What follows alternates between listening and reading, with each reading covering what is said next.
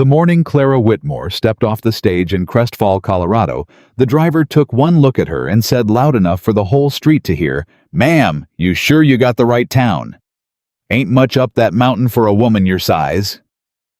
Clara picked up her single suitcase, straightened her back until she stood taller than her own exhaustion, and looked that man dead in the eye. "I reckon what's up that mountain," she said quietly, "is none of your business." Then she turned and walked toward the road that climbed into the Rockies, and she did not look back once. Before we go any further into Clara's story, if this kind of tale speaks to your heart, please take a moment right now to subscribe to this channel and hit that notification bell so you never miss a story. Drop a comment below and tell me what city you're watching from. I want to see how far this story has traveled. Now let's go back to that mountain road and follow a woman the world had already decided wasn't worth following. Colorado Territory. October 1878. The town of Crestfall sat at the foot of the San Juan Mountains, like an afterthought. A scattering of timber buildings, a general store, a church with a crooked steeple, and enough gossip to fill 3 newspapers. It was the kind of place where everyone knew everyone's business, and made sure everyone else did too. And, in the fall of 1878, the most popular piece of business in Crestfall was the name Ethan Walker. Ethan Walker was 38 years old, broad-shouldered, and spoke in sentences so short people often mistook his economy of words for coldness. He had built his ranch a piece of land called Greystone, high up on the eastern slope of the mountain, far enough from town that a man could breathe without someone breathing back in his face. He had built it with his own 2 hands over 15 years, board by board, fence post by fence post, out of grief and stubbornness, and the particular determination of a man who has learned that the only person he can rely on is himself. He had been orphaned at 9 when a fever took his mother and father in the same winter. No relatives came forward to claim him. He had grown up working other people's land, sleeping in other people's barns, eating whatever was left after everyone else had eaten. By the time he was 23, he had saved enough to buy a small plot of rocky mountain ground that nobody else wanted, and he had turned it into something real. But real is a lonely word when you're living it alone. By 1878, the ranch was producing. He had cattle, a vegetable garden, a root cellar full enough to last 2 winters, and a cabin that had grown from 1 room to 4. He had everything a man needed to survive. He had nothing a man needed to live. So he placed an advertisement in 3 regional papers. He was not a poetic man, so he wrote it plainly. Rancher 38 established property in Colorado. Mountains seeks wife of honest character and sound constitution. Will provide safety shelter and partnership. Respond in writing to E. Walker, Crestfall, P.O. He had not expected much. He had received more than he bargained for, and less than he needed. The first woman who answered was named Dorothea Pence, 26, from a farming family in Kansas.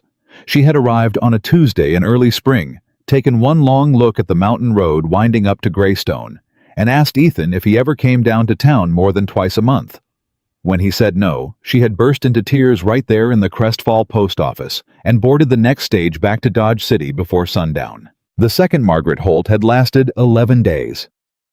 She was a school teacher from St. Louis, sharp-minded and capable, but she had not understood that the mountain did not care about your capability. The mountain cared about your willingness.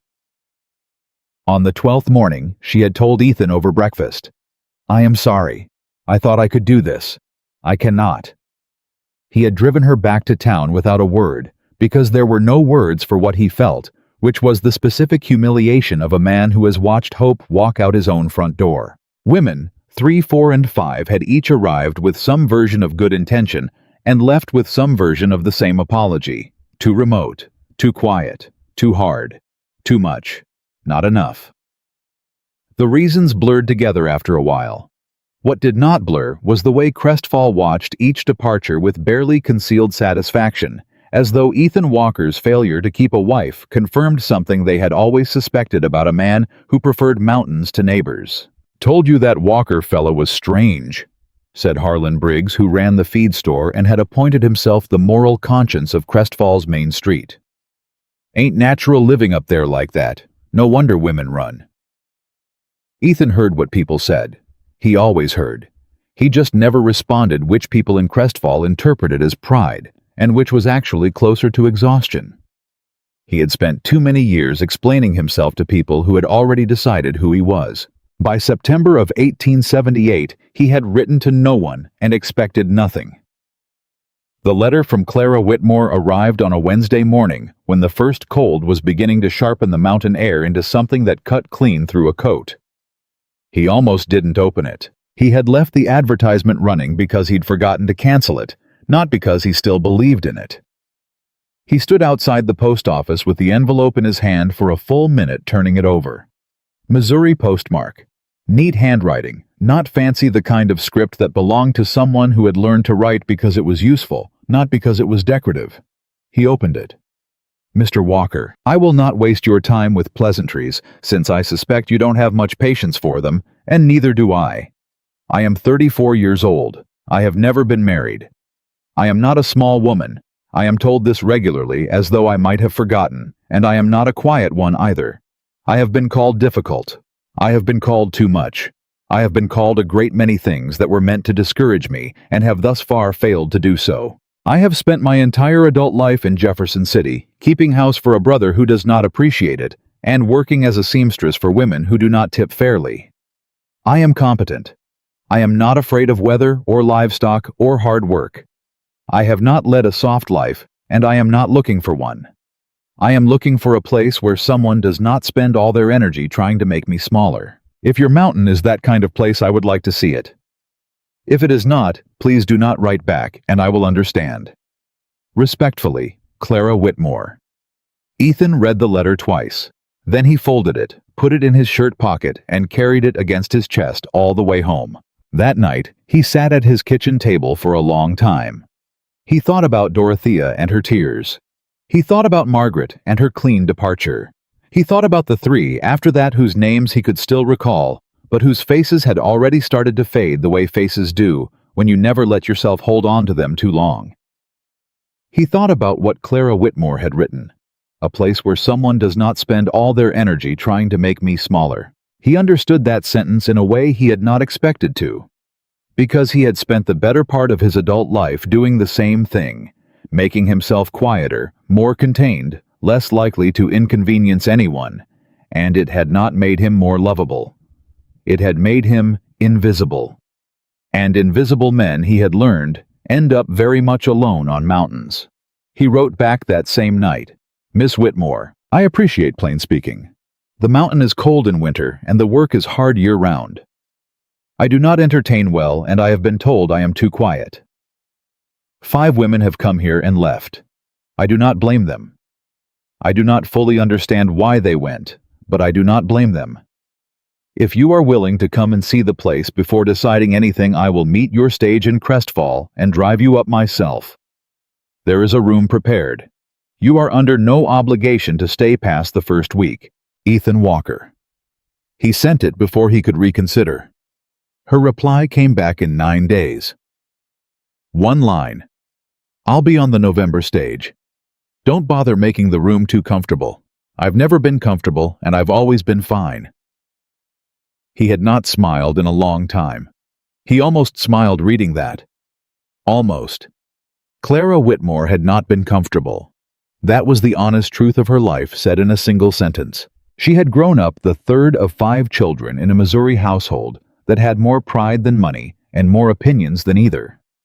Her father had been a decent man who worked hard and loved his family in the practical, inarticulate way of men who don't know how to say the soft things out loud. Her mother had been beautiful in the way that the women of that generation were supposed to be beautiful, small and neat and quiet, and she had spent Clara's entire childhood looking at her largest daughter with an expression that fell somewhere between love and bewilderment. Clara had come into the world already taking up more space than anyone was quite prepared for, and she had continued in that manner for 34 years. She was not obese in the exaggerated way that cruel people described her. She was simply a large woman, broad through the shoulders and full through the figure, with strong hands and a wide face that people who loved her called handsome and people who didn't called plain. She had brown hair. She wore pinned at the nape of her neck because it was practical. She had dark eyes that were several shades more perceptive than most people expected. She had not been courted seriously since a brief and painful episode at 20 when a young man named Frederick Oakes had spent 3 months paying attention to her before it emerged that he had been doing so on a bet from his friends, who found the idea of courting Clara Whitmore hilarious. Frederick had come to her embarrassed and stammering to confess. She had thanked him for the confession, gone home, and spent precisely one evening crying before deciding that she would never again allow herself to be caught, hoping for something she had not first examined from every angle. She had spent the next 14 years being extremely careful about hope, but something about Ethan Walker's plain, unglamorous advertisement had gotten past her defenses. Maybe it was the absence of pretension.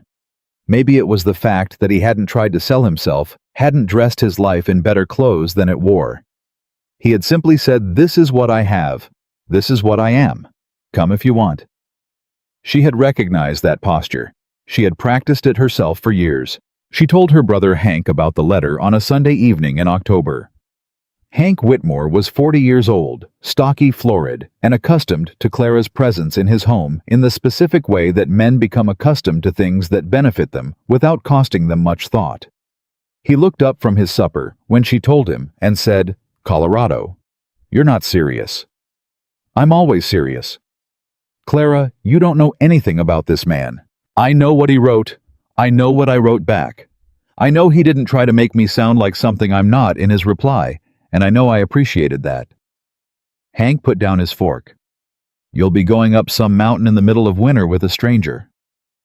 "I've been living in someone else's house for 14 years, Clara said. "At least this stranger is honest about the arrangement." Hank didn't have a good answer to that. She packed one suitcase. She sold 3 of her 4 good dresses to a second-hand shop on Market Street and kept the money for emergencies. She kept the brown dress, the gray dress, and her work clothes. She kissed her brother on the cheek. The morning of the stage saw the complicated look on his face. Part guilt, part relief, part something he would never put into words, and walked out the door before either of them could make it worse by talking. The stage ride to Colorado took 9 days. She spent most of it looking out the window at the country changing around her, the flat Missouri farmland giving way to the Kansas plains. The plains giving way to something larger and more unpredictable as the mountains began to appear on the horizon.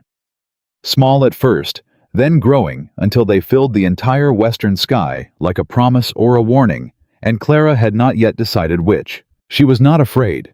She had been afraid before, genuinely afraid in the small, devastating ways that have nothing to do with bears or blizzards and everything to do with being seen and found wanting.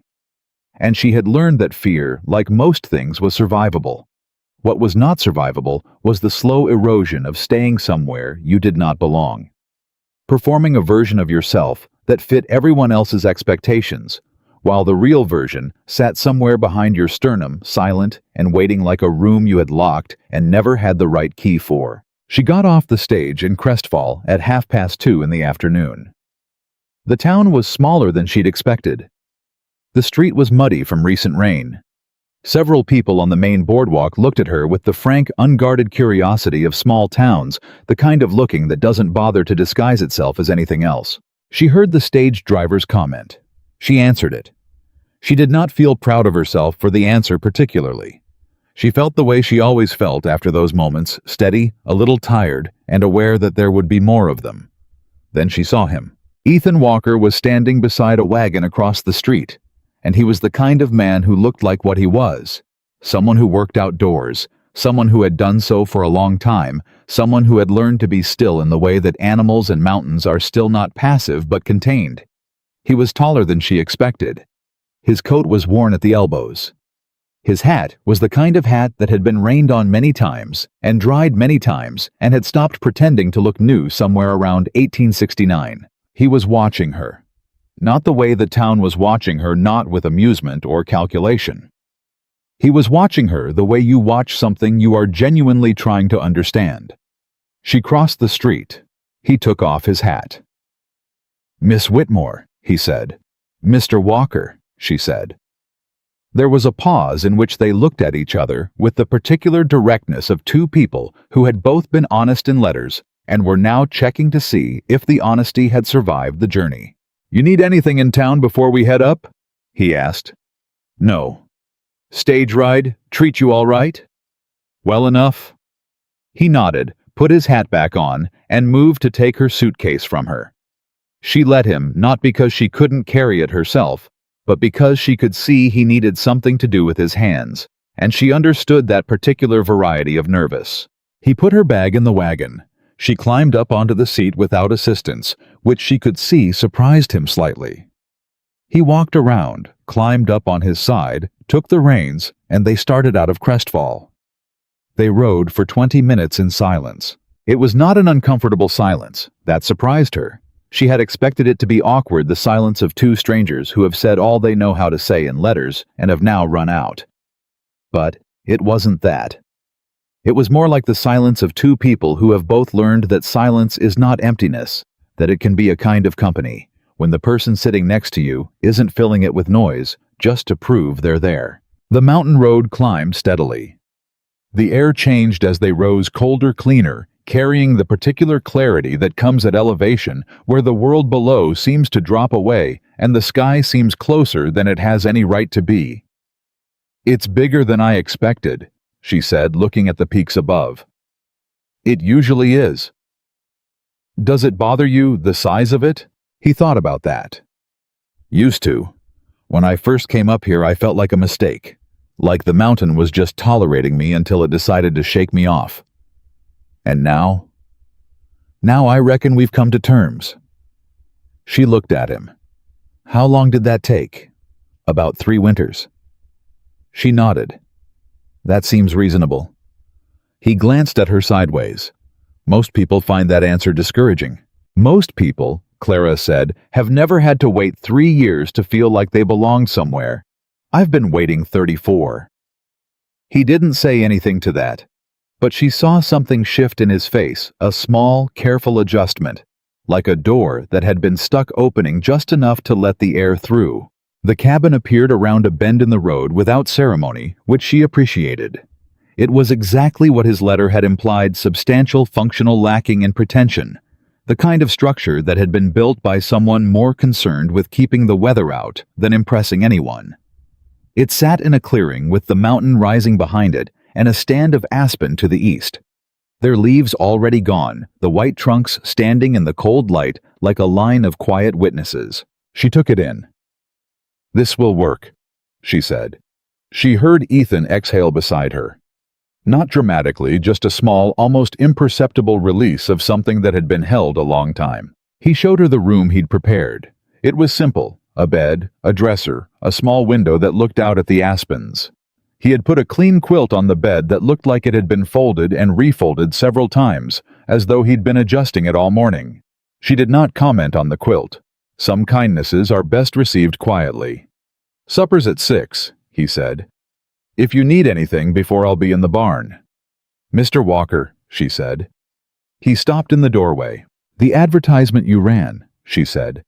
"You described yourself as quiet. You weren't wrong about that." "No, ma'am." "I want you to know," she said, "that I don't require noise. I've lived with a loud household my entire life, and I have never once found it comforting." He considered that. "What do you find comforting, Miss Whitmore?" She thought about it genuinely. "Usefulness," she finally said. "The feeling that what I'm doing matters, that I'm not just taking up space while I'm doing it." Something in his face that had been guarded for a very long time moved. It was subtle. She nearly missed it. "There's plenty of work here," he said. "More than one person can manage." "Good," she said. "Then I'll see you at supper." He left. She sat on the edge of the bed in the room that would be hers for a week. Maybe if things went as they usually went for her, or for longer, if the world had finally run out of ways to disappoint her, and she pressed her hands flat on the clean quilt and breathed. She was not happy yet. She was not safe yet. She did not know this man or this mountain, but for the first time in longer than she could pinpoint, she was not pretending. She was not performing. She was not wearing the practiced expression she put on in Jefferson City every morning like a piece of clothing, the one that said, "I am fine with how things are, and I am not hoping for anything you'd have to trouble yourself to give me." She was just a woman sitting on a bed on a mountain, and the mountain didn't care how large she was, and the man who lived on it had written her a letter that hadn't once suggested she ought to be different than she was. It wasn't much, but after 34 years, it felt like an enormous amount. She unpacked her single suitcase with the methodical efficiency of someone accustomed to making small spaces work, hung her dresses on the hooks behind the door, set her few personal items on the dresser, and then went to find the kitchen, because supper at 6 was 2 hours away, and she could see from the doorway that the dry goods situation required immediate attention. Ethan found her there 20 minutes later when he came in from the barn, and she was reorganizing his shelves with the focused precision of someone who had given the matter serious thought. He stopped.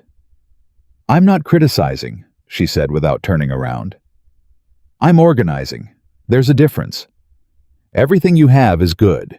It's just in the wrong order. You've got your cornmeal next to your lamp oil, and that is going to end badly." He looked at his shelves. "Been doing it that way for 12 years. And in those 12 years, has it ever bothered you that the cornmeal smells faintly of kerosene?" A pause. "I thought that was just cornmeal," he said.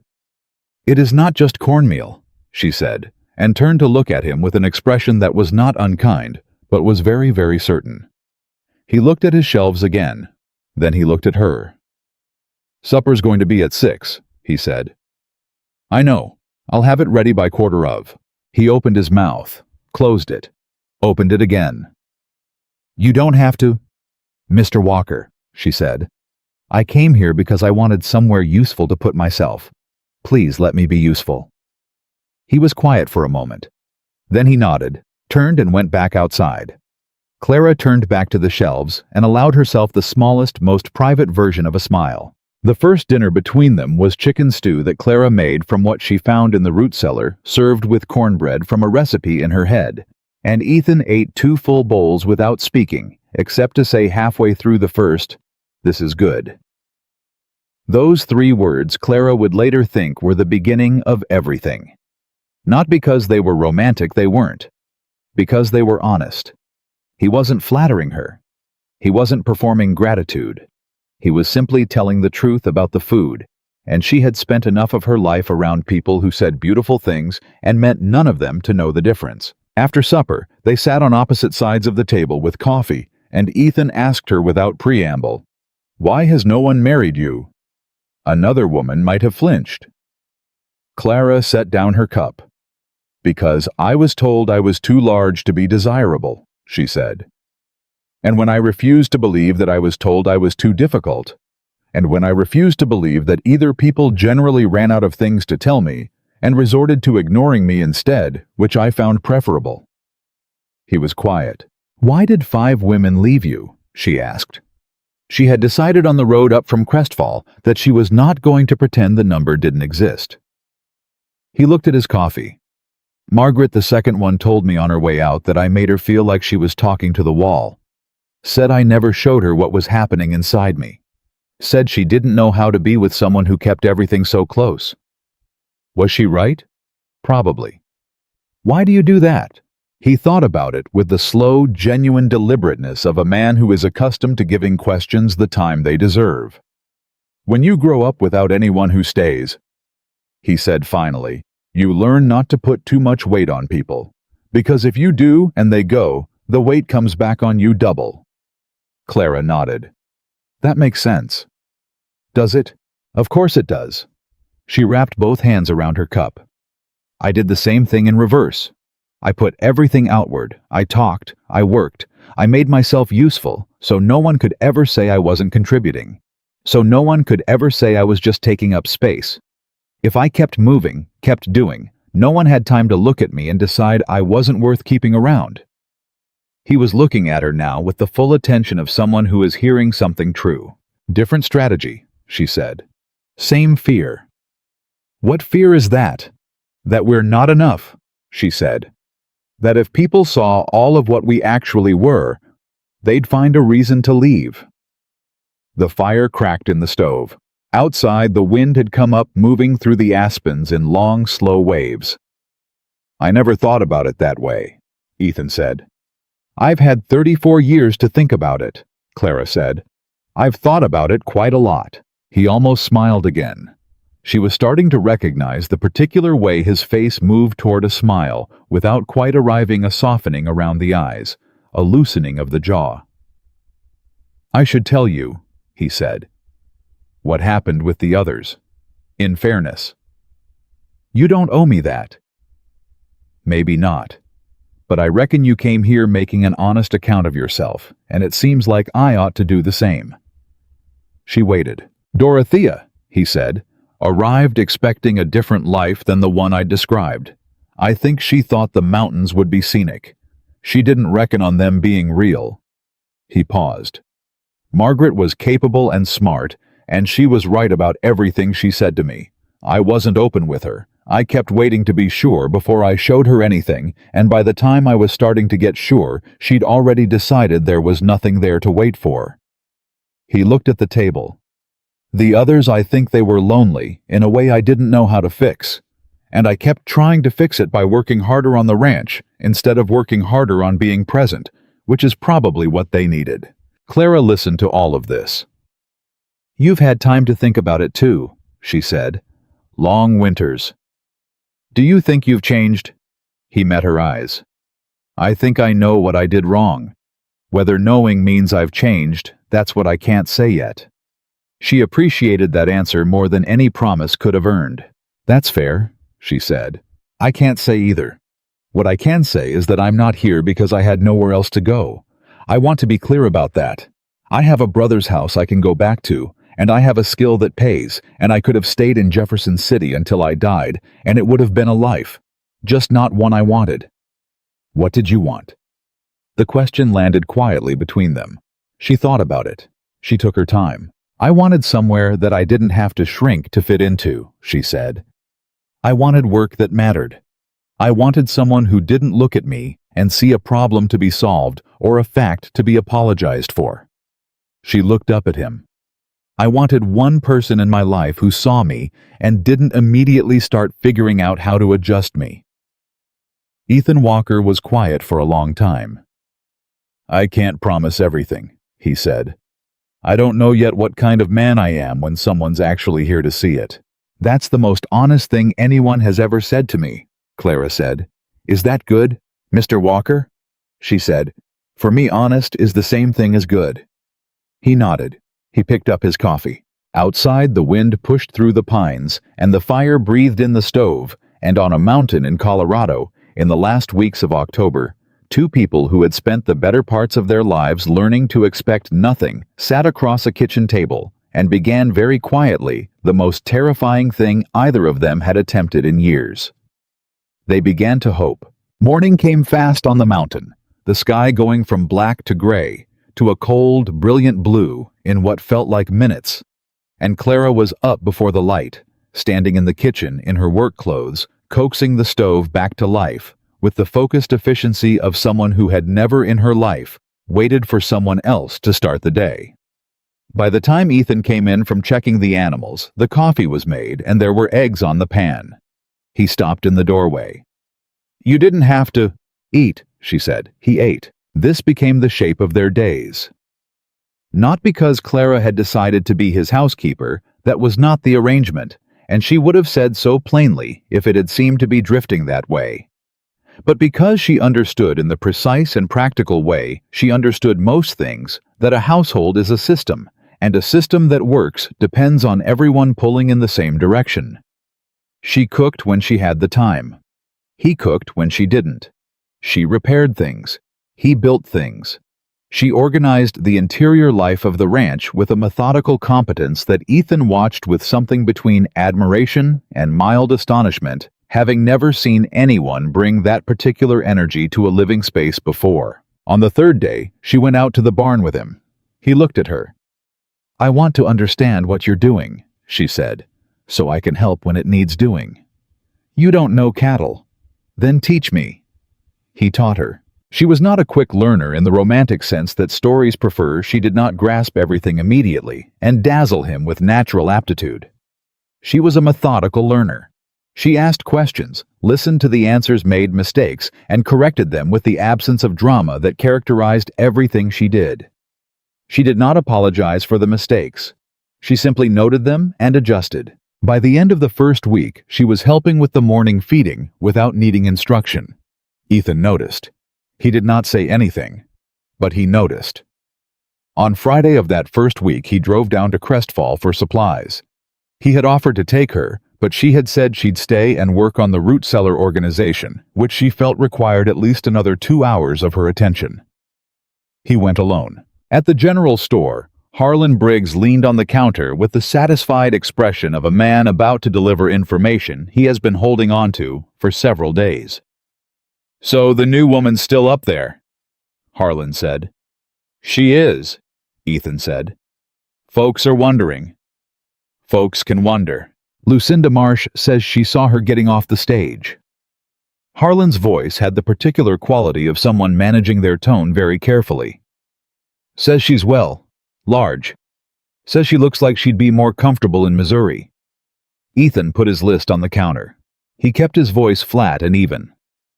"You going to fill my order, Harlan, or you going to keep telling me what Lucinda Marsh thinks about my guest?" Harlan blinked. "Just making conversation."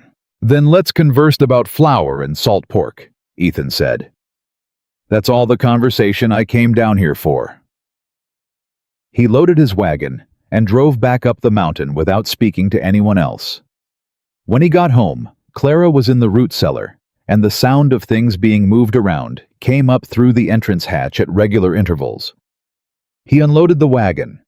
He put the supplies where she had reorganized them because her system made more sense than his. When she came up out of the root cellar and brushed the dust off her hands, she looked at him. "Something happened in town. Nothing worth talking about."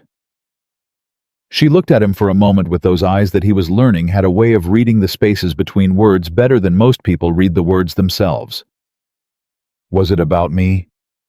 He paused. "People talk," he said.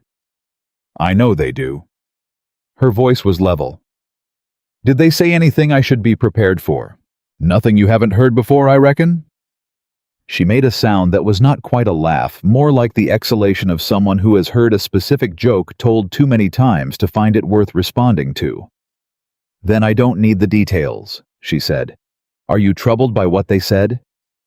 He looked at her directly. "No," he said. "I'm troubled by the fact that they said it, but not by the content." Something in her face, a tension she carried so naturally, she probably didn't know it was there, eased by a fraction. "That's a better answer than most," she said. "Most what?" "Most people, when they hear things said about me, have one of two reactions.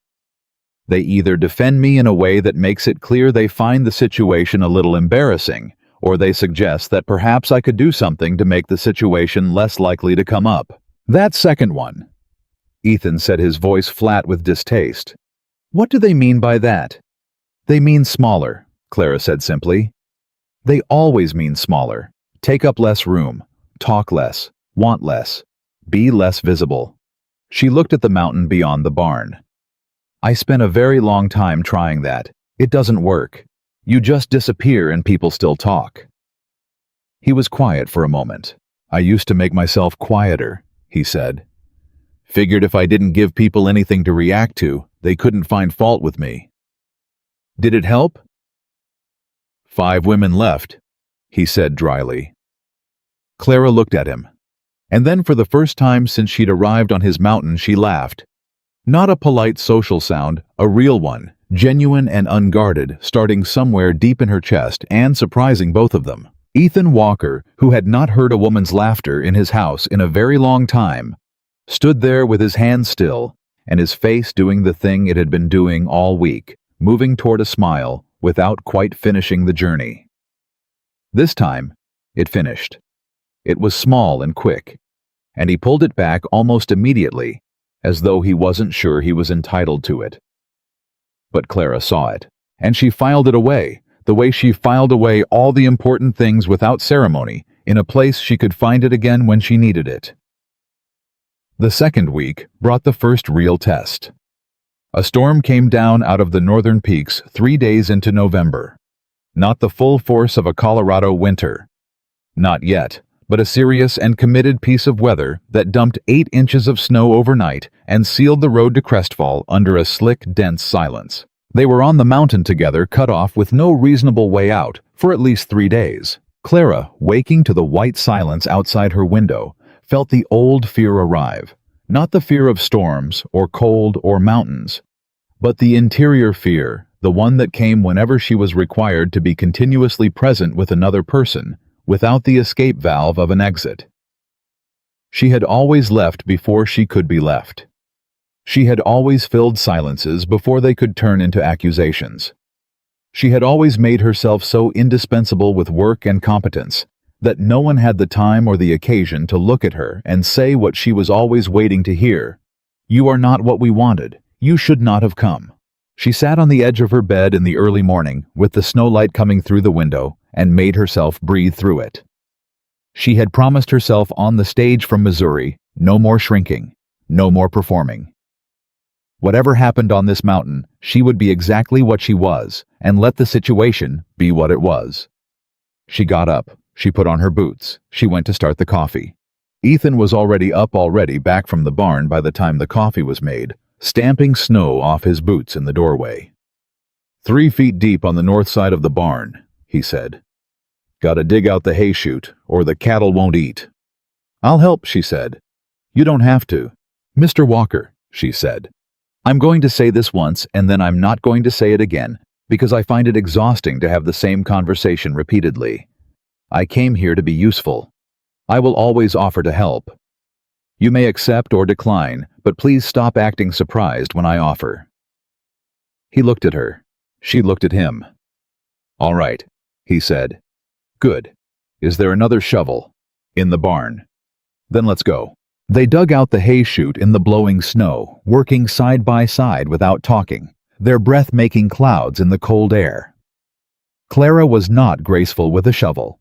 She was powerful and methodical, and her technique was wrong in several particulars, but she was persistent, and she figured out her mistakes as she went, and Ethan, watching her from the corner of his eye, adjusted his pace to match hers, without making a performance of it. It took 2 hours. When they came back inside, red-cheeked and coated in snow, Clara's hands were shaking slightly from the cold. She went to the stove without comment to warm them. "You should have said your hands were cold," Ethan said from behind her. "They're fine." Clara. It was the first time he had used her given name. She heard it register in herself a small private recognition. "You don't have to pretend things aren't difficult." She turned around. He was standing in the middle of the kitchen, still in his coat with his hat in his hands, and his expression was the most open she had seen it, not vulnerable, exactly, more like a door standing fully open after being mostly closed, giving you a clear view of what was on the other side. "I know that," she said quietly. "Do you?" She was honest. "I'm working on it." He nodded. He went to hang up his coat.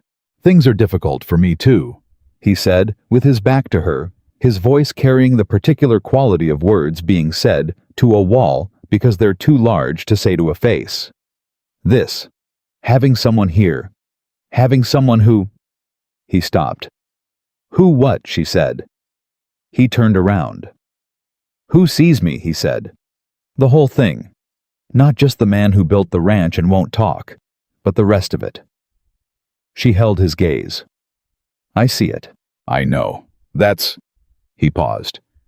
"That's harder to manage than I expected. Being seen. Being seen without running." Clara thought about her own version of that the year after Frederick Oaks, the careful architecture she had built around herself to ensure she would never be that visible to anyone again.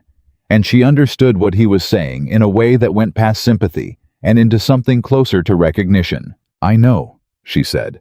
"It's the most frightening thing there is, isn't it? Standing there while someone looks at you and waiting to find out what they'll do with what they see."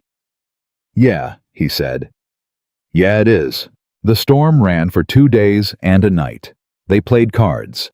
They read. He had a small collection of books she had not expected, including a battered copy of David Copperfield, and 3 volumes of Western law that he'd been working through because a neighboring rancher had been having property disputes. She fixed a tear in his winter coat that had been spreading for months. He sharpened all the kitchen knives which she appreciated. On the second evening of the storm, Ethan sat across the table from her with his book closed and said out of no particular conversation, "I want you to know something." She looked up. "I'm not going to tell you to stay," he said carefully. "That's not something I'd do. You came here to make your own choice, and it wouldn't be right for me to try to influence it." "I know," she said. "But I want you to know," he said, "that for the first time since Dorothea left, which is nearly 2 years now, I have woken up in the morning and not thought about how quiet the house was. I've thought about other things instead. What needed to get done, what we were going to eat, whether you'd found the spare lamp oil I put in the wrong place." He stopped. Small things. Clara was very still. "Small things are what a day is made of," she said. "I know. I just—" He looked at his hands. "I'd forgotten that. How days are supposed to feel when there's someone else in them." The fire breathed. The wind had dropped outside and the snow was falling straight down now, slow and heavy and uninterrupted. "I hadn't forgotten," Clara said. "I'd never known." He looked up at her. "My whole life," she said, "I've been in houses full of people and still felt like I was living it alone, like I was slightly behind glass, present but not quite." She stopped. Found the word. "Not quite included. In the main story. Like I was always adjacent to someone else's life." "Not here," he said. It was 2 words. He said them plainly without drama, the way he said most things, as though the truth of a statement didn't require decoration. Clara looked at him for a long moment. The firelight moved across his face. He held her gaze with the steadiness of a man who had made his decision about something, though he had not said yet what that decision was. "No," she said. "Not here." The storm ended on the 3rd morning, and the road cleared, and the week she had promised herself became 2 weeks, and 2 weeks became a month. And Clara Whitmore stayed on the mountain as the winter tightened its grip around Greystone Ranch, and the world below went about its business without her. And she found to her genuine surprise that she did not miss it in the way she had expected. What she missed was the theoretical version of belonging she had always been seeking. What she was beginning to understand in the careful, incremental way she understood everything was that belonging had been here on this mountain all along. Wearing work boots, and speaking in short sentences, and looking at her like she was not adjacent to any story at all, but exactly, specifically, precisely in the center of this one. The man who had expected another person who would run was beginning to understand the same thing. And on a mountain in Colorado, in the long blue silence of an early winter, 2 people who had spent their whole lives on the outside of things began very carefully to build something they had each stopped believing was possible for them. They began to build a home, not the structure. That was already there. The other kind, the kind made of mornings with coffee and shovel work in the snow and cards by the fire, and short, honest sentences and laughter that surprised both of them, and the slow, astonishing trust of 2 people learning to be visible to each other without flinching. That kind of home. The hardest kind. The only kind that lasts. December came to Greystone Ranch the way all serious things come, not with announcement, but with accumulation. The cold had teeth now. Not the exploratory cold of November, but the committed cold of a Colorado winter that had made up its mind and intended to see the matter through. The cattle needed more feed. The water troughs froze every night and had to be broken open every morning. The wind came off the northern peaks and found every gap in every wall with the dedicated persistence of something that had nothing better to do. Clara found the gaps. She found them because she moved through the cabin systematically, the way she moved through every problem methodically without drama, starting at one end and working to the other until the situation was resolved. She stuffed rags into the worst of them and told Ethan which boards needed replacing come spring, with the matter-of-fact tone of someone who had already mentally scheduled the work. Ethan watched her do this and said nothing. What he thought watching her was something he had not permitted himself to think in a very long time, which was, "She's staying." Not just for the week, not just for the month. She moved through his house like someone who was planning to be in it in April and August, in every season stacked behind this one. And the thought of that, the specific gravity of that possibility, sat in the center of his chest, with a weight that was not unpleasant, so much as unfamiliar, the way a healed muscle sometimes aches not from damage, but from finally being used again. He was afraid of it. He would not have said so, but he was.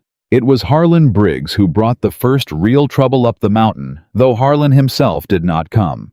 He sent it ahead of him the way cowardly men often send their damage through other people's mouths, through rumor shaped into something that looked almost like concern. It arrived through a woman named Vera Colton, who ran the boarding house in Crestfall, and who had appointed herself the town's moral steward in all matters involving respectability and propriety, and other words that really meant that she paid close attention to other people's business and felt entitled to an opinion on it.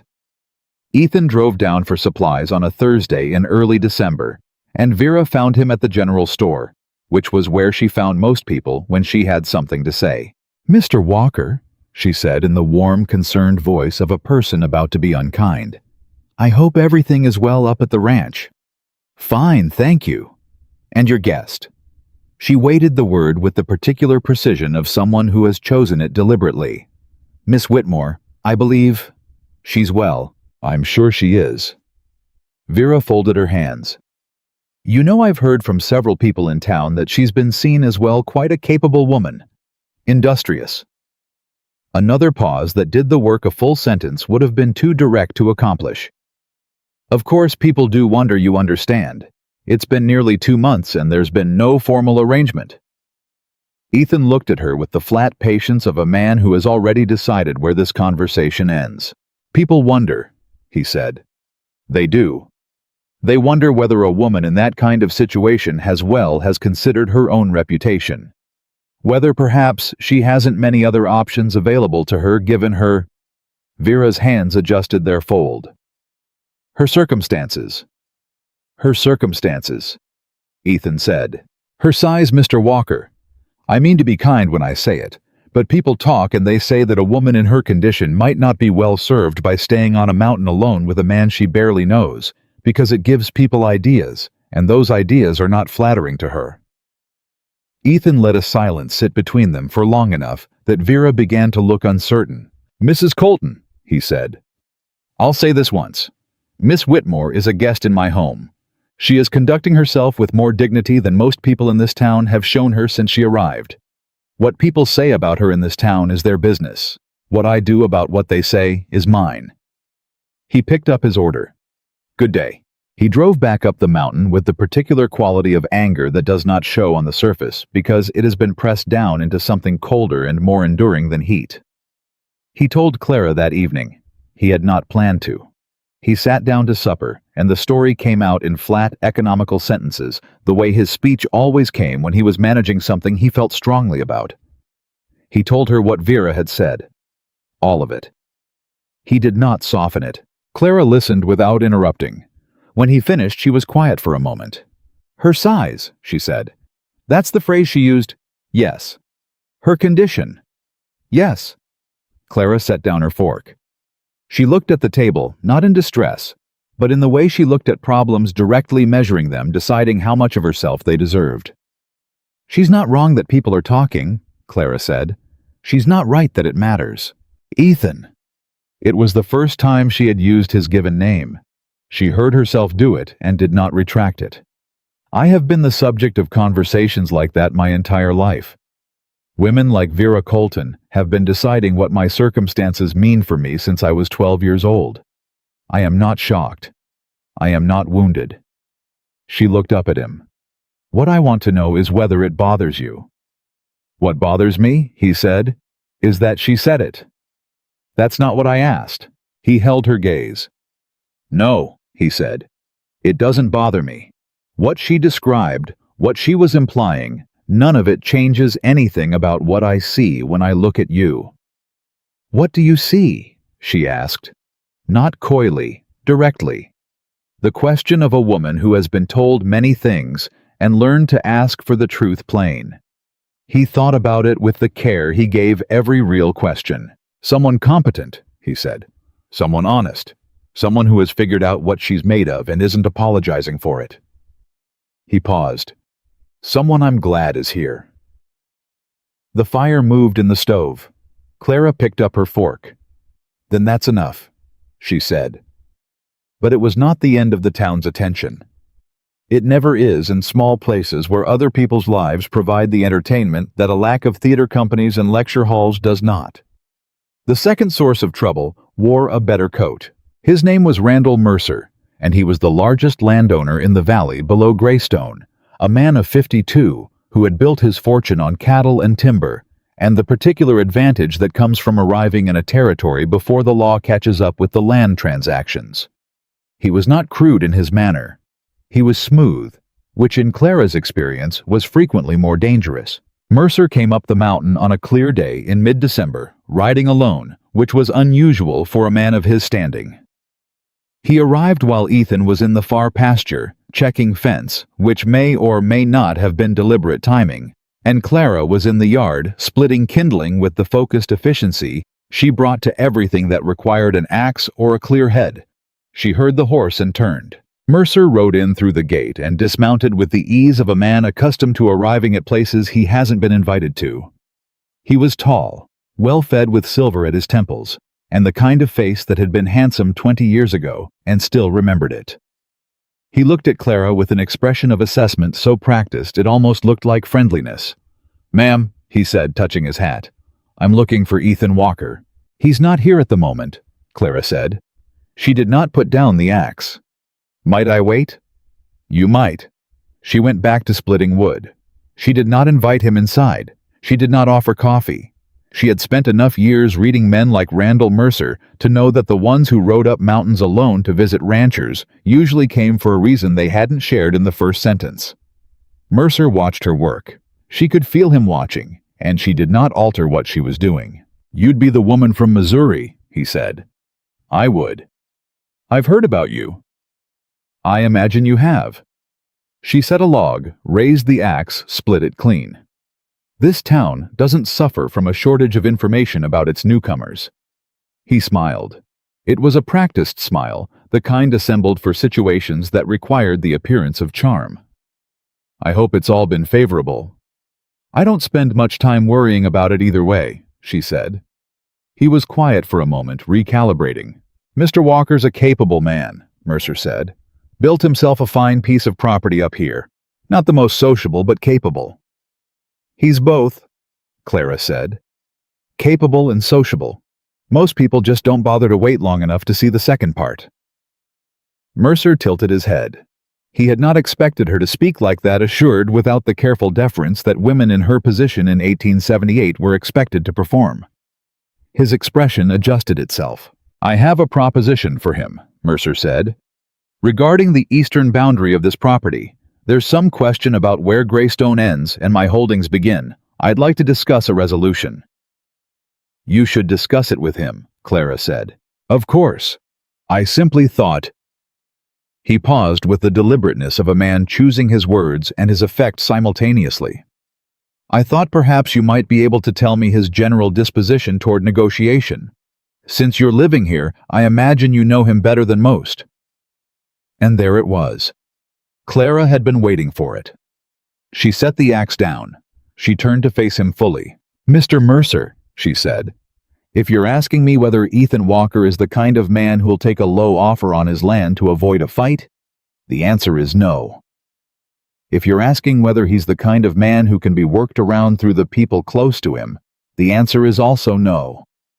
And if you're asking whether I'm the kind of woman who can be flattered into giving you useful information about someone I respect, I would invite you to reconsider your assessment of the situation." Mercer went very still. Clara held his gaze with the specific calm of a woman who has no illusions about her position, and therefore nothing to lose from being direct. "He'll be back within the hour," she said. "You're welcome to wait." Mercer waited. When Ethan came back and found him standing in the yard, his greeting was polite and brief, and the two men spoke for 20 minutes at the fence line. Clara heard only the tone of it from the porch. Ethan's voice low, and even Mercer's, carrying the forced pleasantness of a man who hasn't gotten what he came for. Mercer left the way he came. Ethan came inside, took off his coat, and said, "What did he say to you?" "He asked me whether you were the kind of man who'd negotiate on the eastern boundary." "And you said?" "I said no." Ethan hung up his coat. He turned to look at her.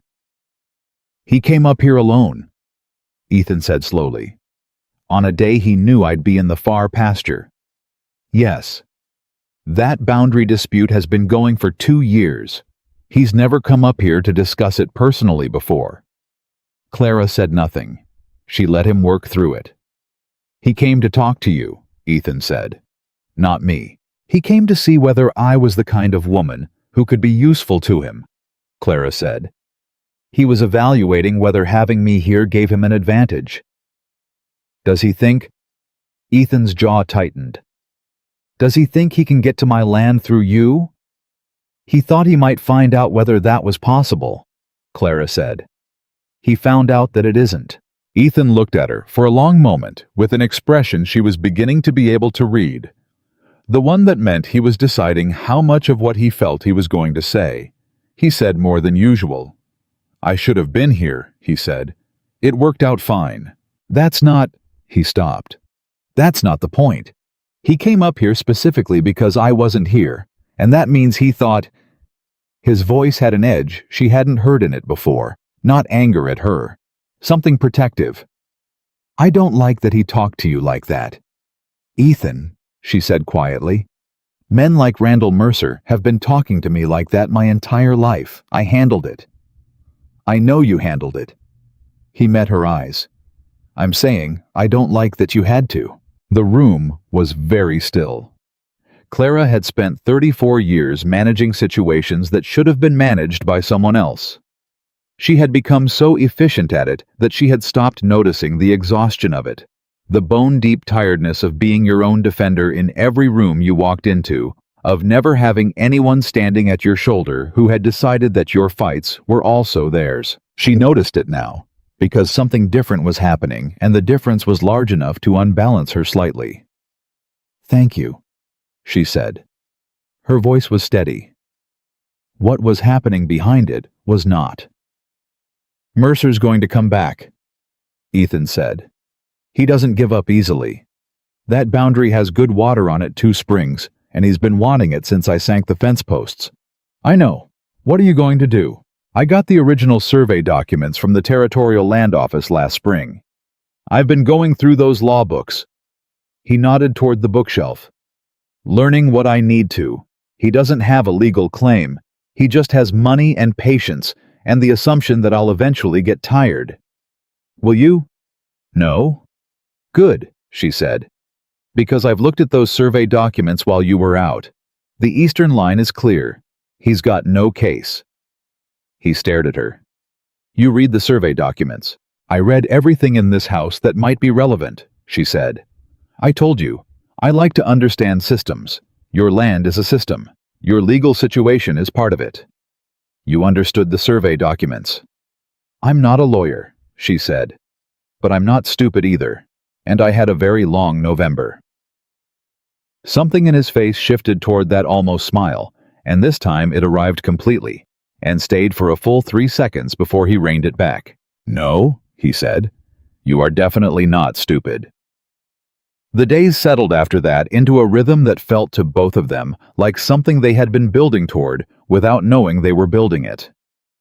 Clara had stopped counting her days on the mountain as units to be evaluated and had started experiencing them as simply what they were, the texture of an actual life with its ordinary difficulties and its unexpected moments of something close to contentment. She wrote to her brother Hank in mid-December.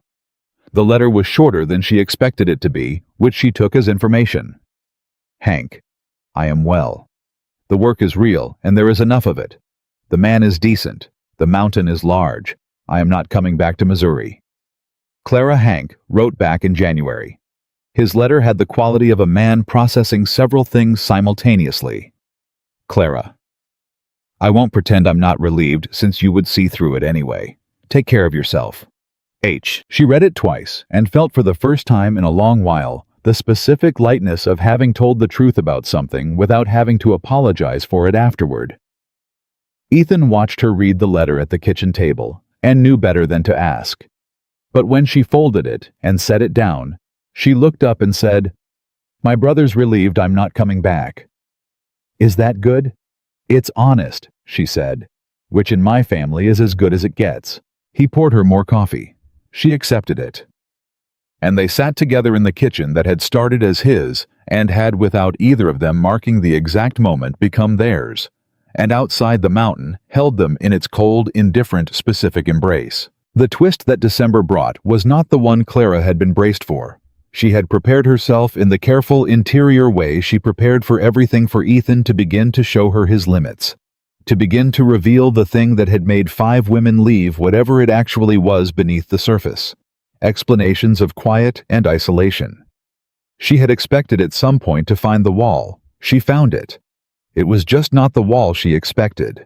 It was a Thursday evening 3 days before Christmas, and they had been playing cards after supper, a habit that had evolved naturally in the long evenings, a low-stakes game of gin rummy that Clara won more often than not, and which Ethan had begun to approach with a focused seriousness she found privately amusing. She had just laid down a winning hand when Ethan looked at his cards, set them down, and said without preamble, "I had a daughter." Clara went very still. The fire breathed.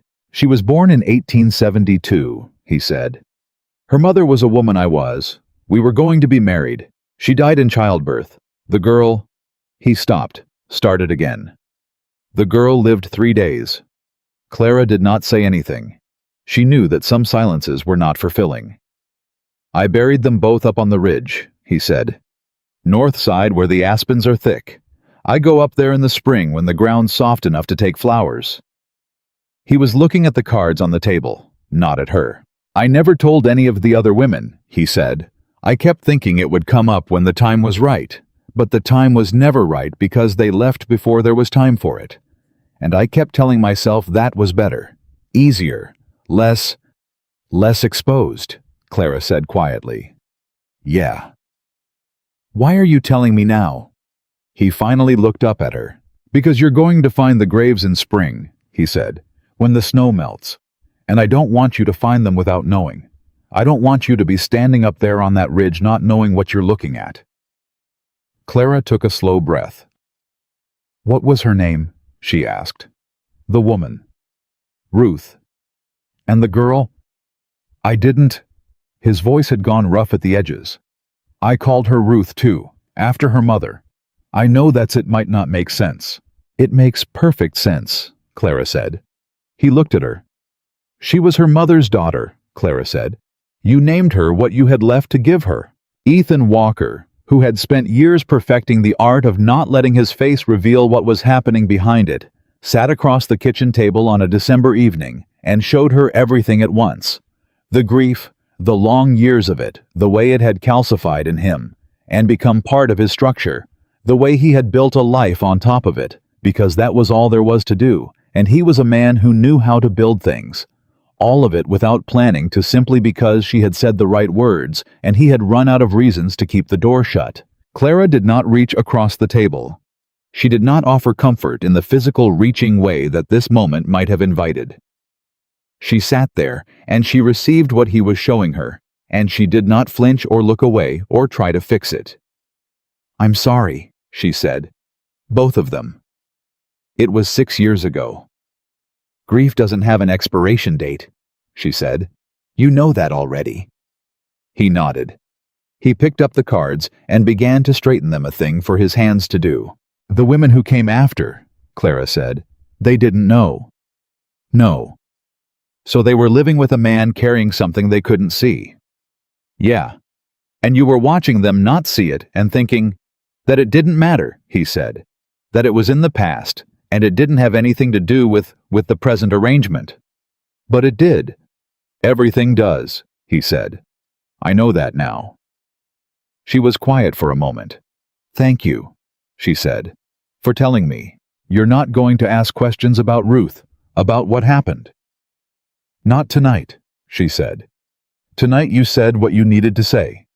The questions can wait until you're ready to answer them.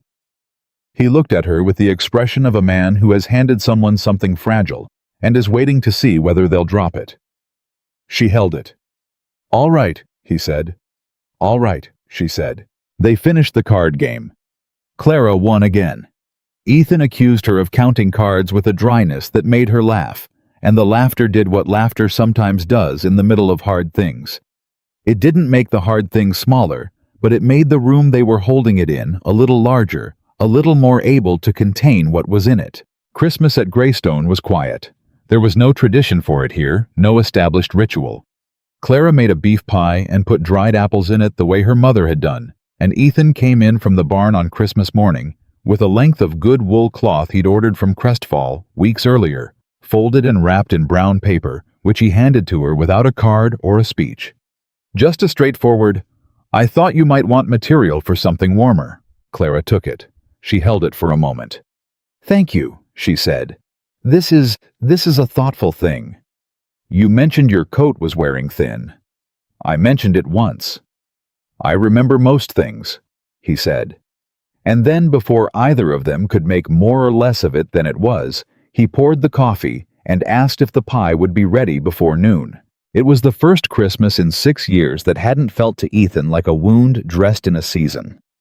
He did not say this, but Clara, watching him across the table, reading the particular quality of the ease in his face, understood it without needing the words. January brought the hardest cold and the longest test. A storm came in on the 5th of the month and did not leave for 11 days. Not a storm the whole time. The weather moved in waves, blizzard conditions dropping to clear and bitter, then building again, then dropping. The road was impassable. The world outside the ranch ceased to exist in any practical sense.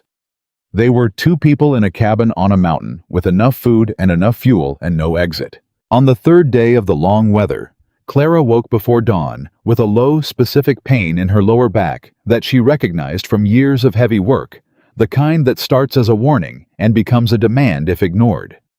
She got up and started her morning anyway because she did not know another way to start mornings. By midday, she was moving more slowly. Ethan noticed. He said nothing for an hour, which she appreciated. Then he said, "Sit down."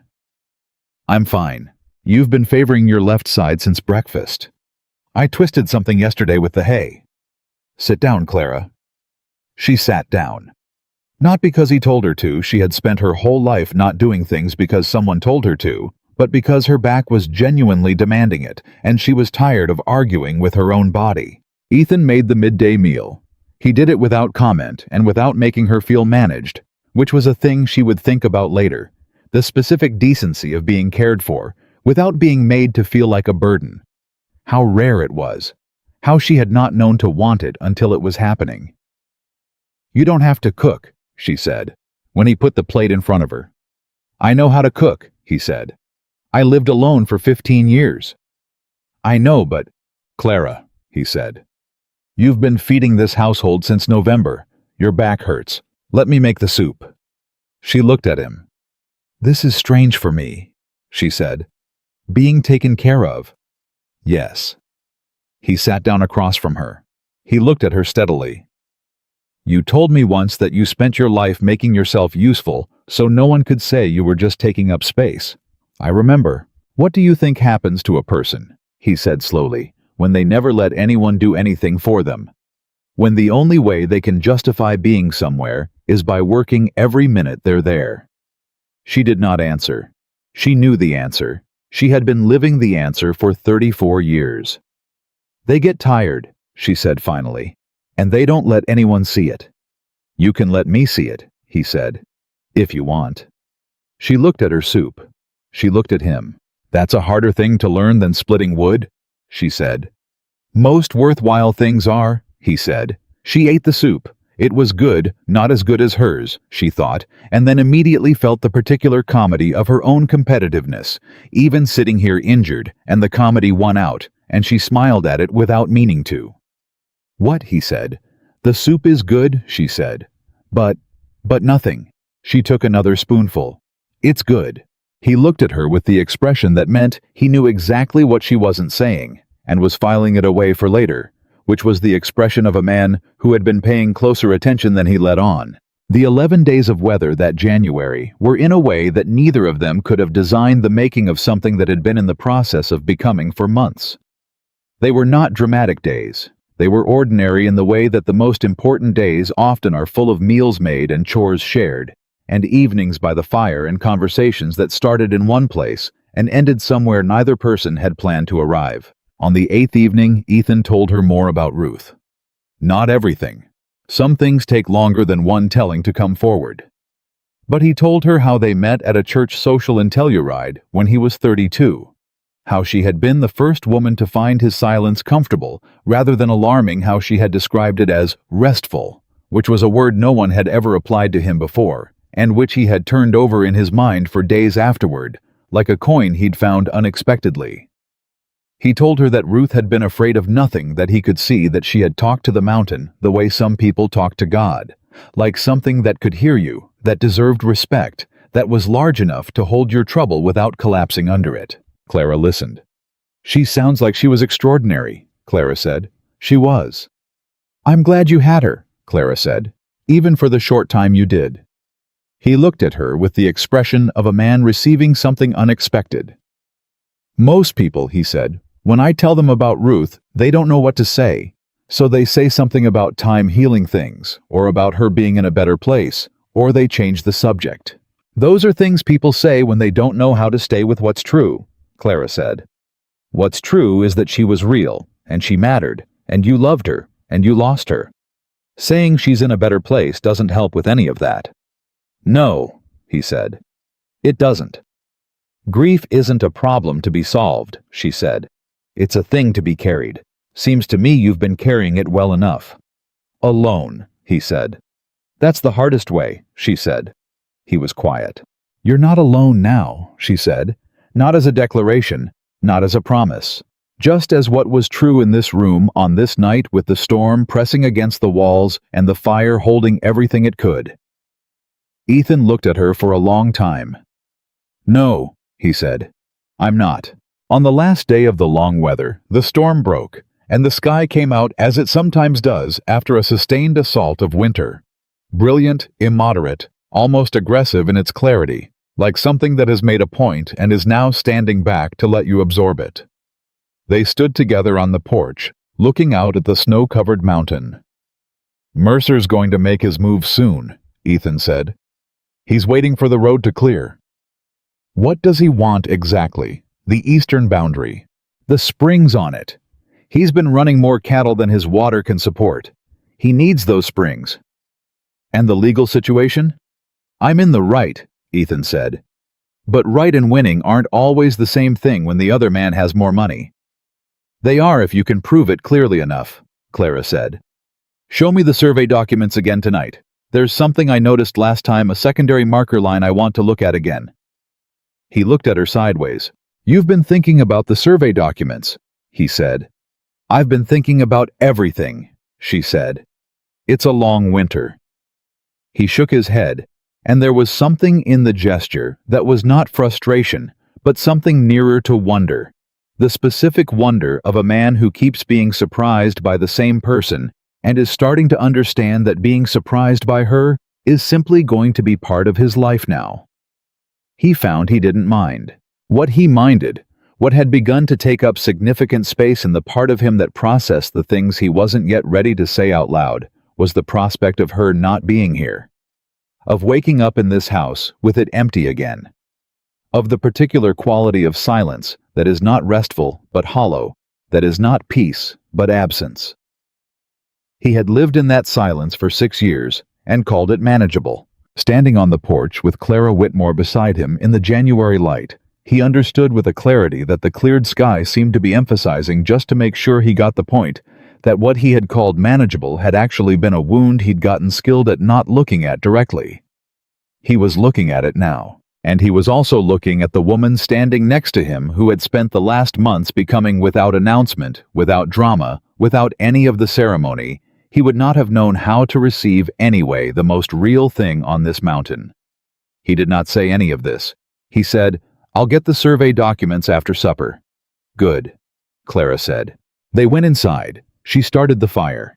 He went to check the animals. The mountains stood around them in the brilliant January silence, holding the weight of what was growing between these two people, with the particular patience of something that has been in the business of holding things long enough to know that the most important ones take time. The survey documents told a story that Randall Mercer had been betting nobody would bother to read carefully enough. Clara had been right about the secondary marker line. She'd spotted it on the third evening she'd gone through the papers, a secondary reference point established in the original 1869 territorial survey, a granite outcropping on the eastern slope that fixed the boundary 40 yards further east than Mercer had been claiming for 2 years.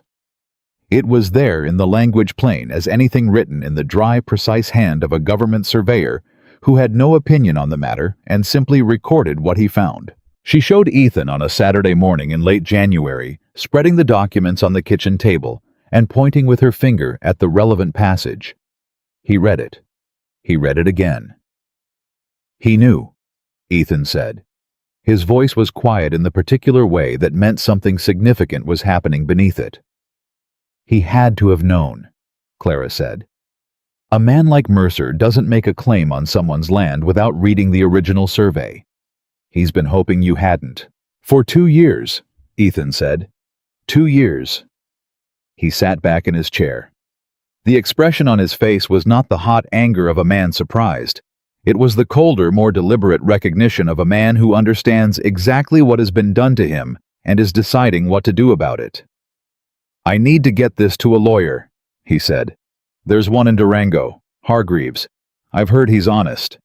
That's 3 hours by horse in good weather, Clara said. Road'll be clear enough by end of the week. Take copies, Clara said. Not the originals. Keep the originals here somewhere Mercer can't get to them if he decides to move first. Ethan looked at her. You think he'd come up here? He said. I think Randall Mercer has been playing a long game for 2 years, Clara said. And if he figures out you've found the secondary marker, he might decide to change his strategy quickly. Men like that, when the legal ground shifts, they sometimes try to shift the physical ground first. The word physical landed in the room and stayed there. You think he'd destroy the markers? Ethan said. I think we should make sure the originals are somewhere safe, Clara said, before we show our hand. He looked at her across the survey documents. This woman who had arrived on his mountain with one suitcase and no illusions, who had reorganized his shelves and his legal situation, and without either of them quite saying so, his entire understanding of what it meant to have someone in his corner. Where did you learn to think like this? He said. 14 years in a house with a man who never thought ahead, Clara said. I learned to think ahead enough for both of us. She was already reaching for the blank paper to begin making copies. Ethan rode to Durango the following Thursday. He left before dawn and took the survey originals in a flat leather case under his coat, Clara's suggestion, and a good one. He left Clara with the copied documents, the loaded rifle above the door, and a list of everything he could think of that she might need, which she read once and set aside with the patient expression of a woman who has managed more difficult situations without a list. I'll be back by dark, he said in the doorway. I know, she said. If Mercer comes, Ethan, she said. Go. He went. The day was clear and cold and empty, in the way that mountain days are empty when the person you've become accustomed to is not in it. Clara worked steadily, fed the animals, checked the water troughs, spent 2 hours on a length of the wool cloth Ethan had given her at Christmas, cutting a pattern for a heavier coat. She worked without anxiety. She was not a woman who frightened easily, and she had meant what she said about Mercer. What she had not said, because it was not yet the right moment, was the thing she had been circling for weeks, that she understood Mercer's endgame in a way that went beyond the land dispute. A man of his particular type did not simply want the water from those springs. He wanted the whole of Greystone eventually. The springs were the first pressure point. The legal intimidation was the second. She suspected the third involved making Ethan's position on the mountain untenable in some way that had nothing to do with survey markers. She was thinking about this when she heard the horse. Not Ethan. It was too early, and there were 2 horses. She could hear the difference in the hoofbeats. She set down her sewing and stood up, Two riders came through the gate. She didn't recognize the first, a young man hard-faced wearing a coat that was too good for a working cowhand. The second was a man she recognized from Crestfall, a fixture at the feed store named Curtis Wade, who did various odd work for various employers and had the flexible loyalty of a man who goes where the money points. They pulled up in the yard. "Ma'am," the young man said. He did not tip his hat. "We're looking for Walker." "He's not here. When's he back?" "I couldn't say." The young man looked at the house, then back at her. He had the evaluating look of someone who has been sent to gather information and is deciding how much to press. "We've got a message for him from Mr. Mercer," he said. "About the boundary matter." "You can leave it with me," Clara said. "Mr. Mercer prefers it delivered in person." "Then Mr. Mercer can come up here himself," Clara said, "the way he did in December instead of sending men I don't recognize to knock on the door while Mr. Walker is away." The pause before she'd corrected herself was small. The young man caught it. "You and Walker close then," he said. It was not a question. "That is not your business," Clara said. Curtis Wade shifted in his saddle and looked at the ground the way a man does when he is embarrassed by what the man next to him is doing, but has been paid not to say so. The young man looked at Clara with the specific expression of a person who has decided to try a different approach. "Ma'am," he said, and his voice changed smoother now, almost sympathetic. "I'm going to be plain with you, since you seem like a woman who appreciates plain speech. Mr. Mercer is concerned about your situation here. A woman alone on this mountain, with a man who has had difficulties keeping company." He paused with deliberate effect. He wanted you to know that if you found yourself in a position where you needed assistance, or a different arrangement, his house in the valley employs women of good character, and he pays fairly. Clara stood on the porch and looked at this man for a long, quiet moment. He had just offered her a servant's position in Mercer's house. He had done it in front of a witness. He had done it while Ethan was away, and he had phrased it. She heard every calculated word in a way designed to plant a seed that she was here under difficult circumstances, that Ethan's history of women leaving made her position uncertain that a woman of her particular type might find it wise to have an alternative arranged. It was not a kindness. It was a message. And the message was, "You can be moved. Tell Mr. Mercer," Clara said, and her voice was level as the horizon on a clear day, "that I appreciate his concern for my welfare and have no use for it. Tell him that I am not a woman in need of alternative arrangements. Tell him that I have read the 1869 Territorial Survey very carefully all the way to the secondary marker notation on page 11, and I found it instructive." She held the young man's gaze. "Tell him exactly what I said, word for word." The young man's face changed. Curtis Wade looked up sharply. "Good day, gentlemen," Clara said, and went back inside and closed the door. She stood behind the door and listened to the hoofbeats move out of the yard, and when they were gone, she let out one long breath and pressed her hands flat on the door, and waited for her heart to finish doing what it was doing. She had just told Randall Mercer through a messenger that she knew about page 11. She had done it on purpose.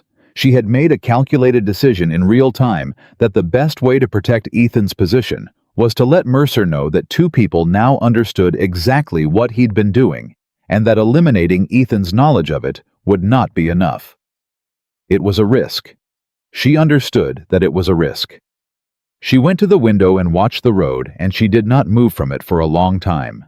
Ethan came home at 5:30, well before dark, with a look on his face that mixed exhaustion and satisfaction in the particular ratio of a man who has had a productive day and a long ride. He came through the door, read her face, and stopped. "What happened?" he said. She told him. All of it in order, without softening or dramatizing the way she told him everything. He listened without interrupting. His expression moved through several things.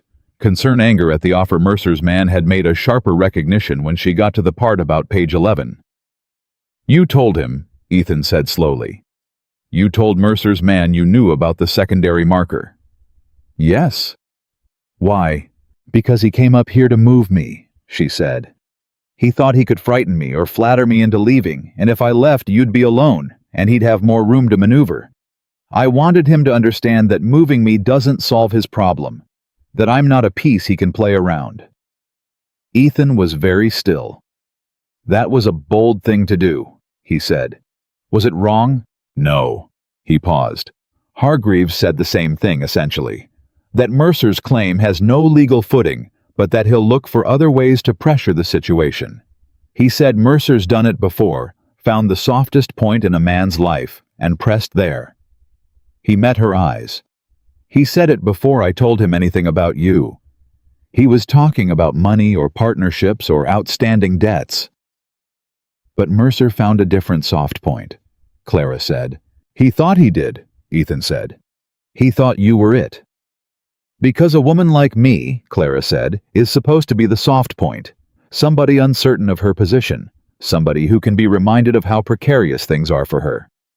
You're not uncertain, Ethan said. No, she said. I'm not. He took off his hat. He set it on the table. He looked at her with an expression that had moved past the evening's events and settled somewhere deeper. The place where a man arrives when he has been confronted with evidence of something he was already beginning to understand, but hadn't yet found the words for. Hargreaves is going to file a formal response to Mercer's boundary claim next week, he said, with the secondary marker documented. He says Mercer will have no choice but to drop it once it goes on record. Good. He also said, Ethan paused. He said that men like Mercer sometimes react badly when they lose, that losing in court doesn't always mean they stop. I know, Clara said. I'm going to have to be ready for whatever comes next. Clara said. He looked at her. We're going to have to be ready, she said. That's how this works now, isn't it? That's what we've been doing all winter. He held her gaze for a long moment. Something in his face was making a decision. She could see it moving through him the way weather moves across an open sky, not hidden, but too large to speak all at once. I talked to Hargreaves about something else, he said. She waited. I asked him what would need to be done. Ethan said carefully, if two people wanted to make things official. Up here. Legally. The room was very quiet. Official, Clara said. A marriage, he said. The word came out plain and unadorned the way he said things he meant most, stripped of everything that could be misread. I'm not asking right now. I want to be clear about that. I'm not standing here making a proposal on the same night Mercer's men came to your door. That's not...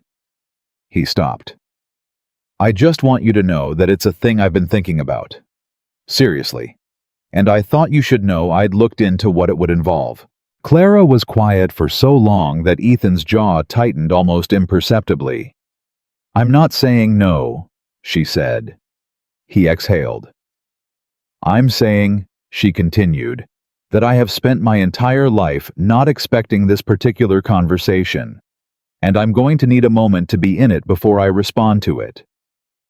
Take the time you need, he said. You're not going to withdraw it because I'm not answering immediately. No, he said. I've waited 2 years between brides. I can wait for a conversation. The word brides dropped between them, and Clara felt something move in her chest, the specific internal shift of a woman who has spent 34 years standing outside a particular door and has just been shown that it was never locked. Ask me properly, she said. Not tonight. When the Mercer thing is settled. When it's not tangled up with everything else. Ask me when the only thing in the room is the question. All right, he said. And Ethan? She met his eyes fully. The answer is going to be yes. I'm telling you now so you don't lose sleep over it, but ask me properly anyway. He stood there in this kitchen of his house. Their house, she had started thinking of it that way in December, and the word had stuck. And he looked at Clara Whitmore, and the expression on his face was the most unguarded thing she had seen from him. Yet, not just the softening, not just the almost smile, but the full face of a man who has been given back something he had stopped believing he deserved. "Yes, ma'am," he said. She turned back to the stove. "Supper will be ready in 20 minutes." He went to wash up. And if he stood at the basin for a moment longer than washing required, looking at his own face in the small mirror above it, as though checking to confirm this was still his life well. Clara didn't see it. But she probably knew anyway. February arrived with its particular cruelty, the month that promises nothing, and delivers cold with a stubbornness that felt on the mountain almost personal. But inside Greystone, something had shifted. The air between Ethan and Clara had changed in the way that air changes after two people have said true things to each other. And both survived it lighter somehow, and more honest. They moved around each other in the cabin, with the ease of long familiarity. Now the careful choreography of the early weeks, replaced by something more natural. Two people who had learned each other's rhythms and had stopped having to think about them. Hargreaves filed the formal boundary response on the 14th of February. It was noted in the county record. The secondary marker citation was included in full. By the time the document reached the Territorial Land Office, Mercer's claim was legally speaking finished. Word reached Crestfall within the week. In small towns, legal victories travel at the same speed as gossip, which is to say, faster than weather. Harlan Briggs repeated the story at the feed store with the specific enthusiasm of a man who enjoys drama in the abstract and in detail. Vera Colton was heard to say that she'd always thought there was something suspicious about Mercer's claim.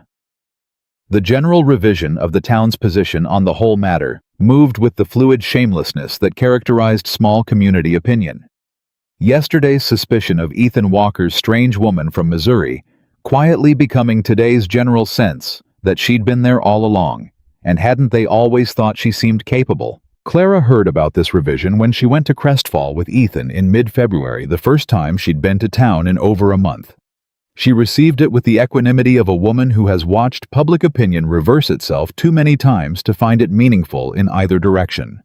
What was not equable was what happened at the general store. Lucinda Marsh, who had been the source of most of the early commentary about Clara's size and suitability, came into the store while Clara was there, and apparently deciding that the shift in the town's mood required her own realignment, made a point of crossing the floor to speak to her. "Miss Whitmore," she said with the particular warmth of a person atoning without quite acknowledging what they're atoning for. "I've been hoping to run into you. It's so good to see you've settled in up at the Walker place. Ethan seems, well, he seems different. Better. I'm sure you've had something to do with that." Clara looked at Lucinda Marsh steadily. "He was good before," Clara said. "Most people just weren't paying close enough attention." Lucinda blinked. "Of course," she said. "Of course. I only meant—" "I know what you meant," Clara said, not unkindly, but without the social lubrication that would have made Lucinda comfortable, because Lucinda's comfort was not Clara's responsibility. "Thank you, Mrs. Marsh." She turned back to her shopping list. Ethan was waiting outside with the wagon, and when she came out and climbed up beside him, he read something in her face. "Lucinda," he said. "Lucinda," she confirmed. "What did she say?" "She told me you seemed better, and implied I was responsible for the improvement." "Are you?" he said. He was looking at the street, not at her, but she could see his expression. "You were already good," Clara said. I reckon I gave you somewhere to put it." He was quiet for a moment. Then he said, "That's the most accurate description of what's happened that I've heard." She looked at him.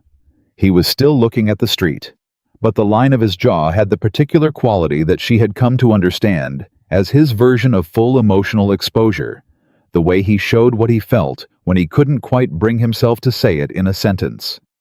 She looked forward again. "Let's go home," she said. He moved the reins.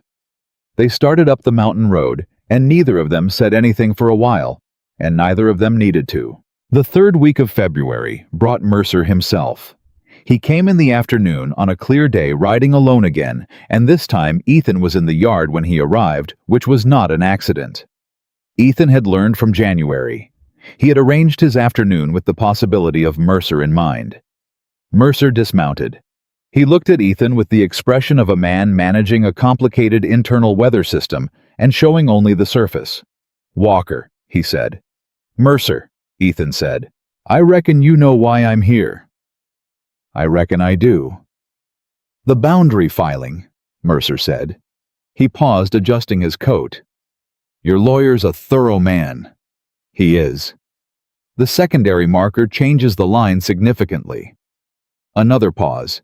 He was a man who used silence the way other men used words as a positioning tool. "I wanted to come up here personally to let you know I won't be pursuing the claim further." "I appreciate that," Ethan said. His voice was even. "Was there something else?" Mercer looked past Ethan to the cabin, then back. "Your woman," he said. "She's—" He stopped, started again. "She's sharper than I took her for." "Most people make that mistake," Ethan said. "Once." Something in Mercer's expression shifted, not quite respect, but its distant cousin. The recognition a calculating man gives to someone who has outplayed him cleanly. "She told my man about page 11, Mercer said. "I know." "Deliberate." "Entirely," Ethan said. Mercer nodded slowly. "Smart woman?" "Yes," Ethan said. "She is." "You're a lucky man, Walker." Ethan looked at Mercer for a moment. "I know that too," he said. Mercer mounted his horse. He pulled it around. He looked back once at the ranch, the cabin, the barn, the neatly organized yard that looked different than it had 6 months ago in ways that spoke without words, and then he rode back down the mountain and did not come back. Ethan stood in the yard watching him go. Clara came out of the cabin. She had been inside, had heard the whole thing through the door, and had stayed inside deliberately because some confrontations land better with one person standing for them.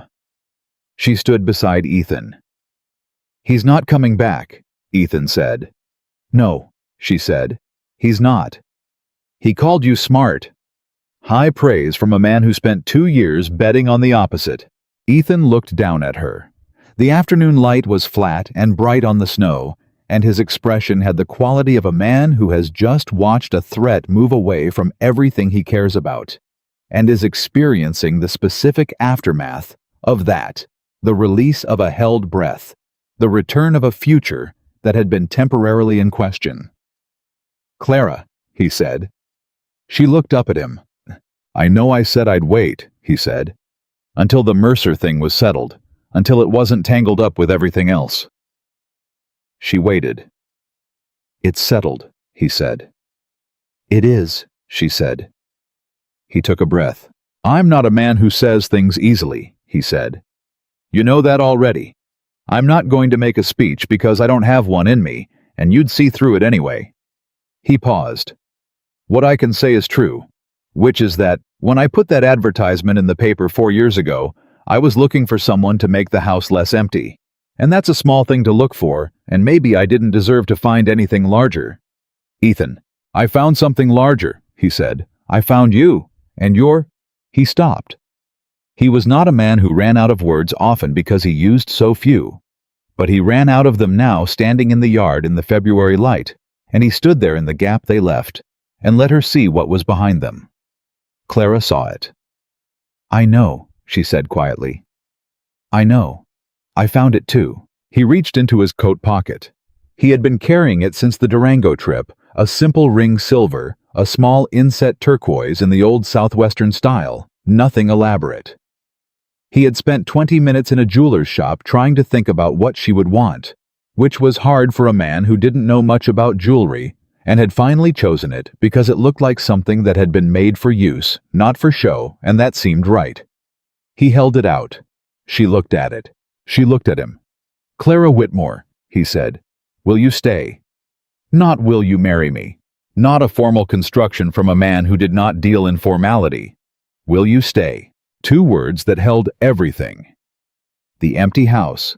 The 5 women who left the 6 years of carrying Ruth alone, the long winter, the kitchen table, the cards, the survey documents, the soup he made when her back hurt, the way she looked at his problems like systems to be understood and solved. The laughter he had not heard in his house before she came and did not want to live without now. "Will you stay?" Clara's throat tightened. Not with sadness, with the particular pressure of something too large to contain quietly. She had been waiting to belong somewhere for 34 years. She had stopped believing she would. She had gotten good enough at not believing it that the stopping had started to feel like wisdom rather than loss. She took the ring. She put it on. She looked up at him. "I'm staying," she said. He exhaled one long, deep release of something he had been holding since the morning Dorothea Pence cried in the post office, and every morning after. And then he put his hands on either side of her face, carefully. The way you hold something you have been handed that you understand the weight of. And he kissed her with the same quality he brought to everything important in his life. No performance, no pretense. Just the truth. All of it. When they stepped apart, the mountain was doing what it always did, standing there, indifferent, enormous, holding the sky up on its peaked shoulders without comment or ceremony. But, in the yard of Greystone Ranch in the flat, clear light of a February afternoon in 1879, a woman who had spent her whole life being told she was too much stood next to a man who had spent his whole life being told he wasn't enough. And both of them knew with the bone-deep certainty of people who have earned their understanding the hard way that they had found the only arithmetic that ever actually worked. Not less. Not more. Exactly. This. Clara looked down at the ring on her hand, silver and turquoise, and chosen carefully by a man who didn't know much about jewelry but knew quite a lot about what was made for use rather than show, and she thought 34 years. Then she thought worth it. She took his hand. They went inside. The mountain kept the afternoon. They were married on the first Saturday of March, when the snow on the upper peaks was still deep. But the road to Crestfall had been clear for 2 weeks, and the aspens on the eastern slope were beginning to show the first faint suggestion of what they intended to become. The ceremony was small. Hargreaves came up from Durango because Ethan had asked him, and he was the kind of man who said yes when it mattered. The circuit preacher, a weathered man named Aldous Finch, who had been riding the same Colorado route for 11 years, and had married people in barns and on riverbanks, and once memorably, in a snowstorm outside Silverton, performed the service in the main room of the cabin, with no audience but Hargreaves and the particular quality of winter light coming through the east window. Ethan wore his good coat, which Clara had mended at the elbows in January, and which now looked like what it was meant to be. The coat of a man who took care of what he had.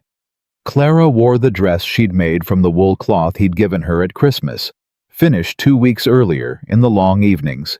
Cut simply and well, the dark blue of it catching the light in a way that made Ethan look at her twice when she came out of her room that morning. He had not said anything about the dress. He had looked at her and then looked away, and the tips of his ears had gone red, which Clara filed away as information she intended to keep. Preacher Finch read the words. They said what they needed to say. When Finch told Ethan he could kiss his bride, Ethan did briefly with the contained intensity of a man who has feelings he has decided to manage in public, and Hargreaves cleared his throat quietly and studied the window, and that was the ceremony. Afterward, Clara made a wedding supper from a beef roast she'd been saving, and an apple cake that used the last of the dried apples in a way she felt was appropriate for the occasion.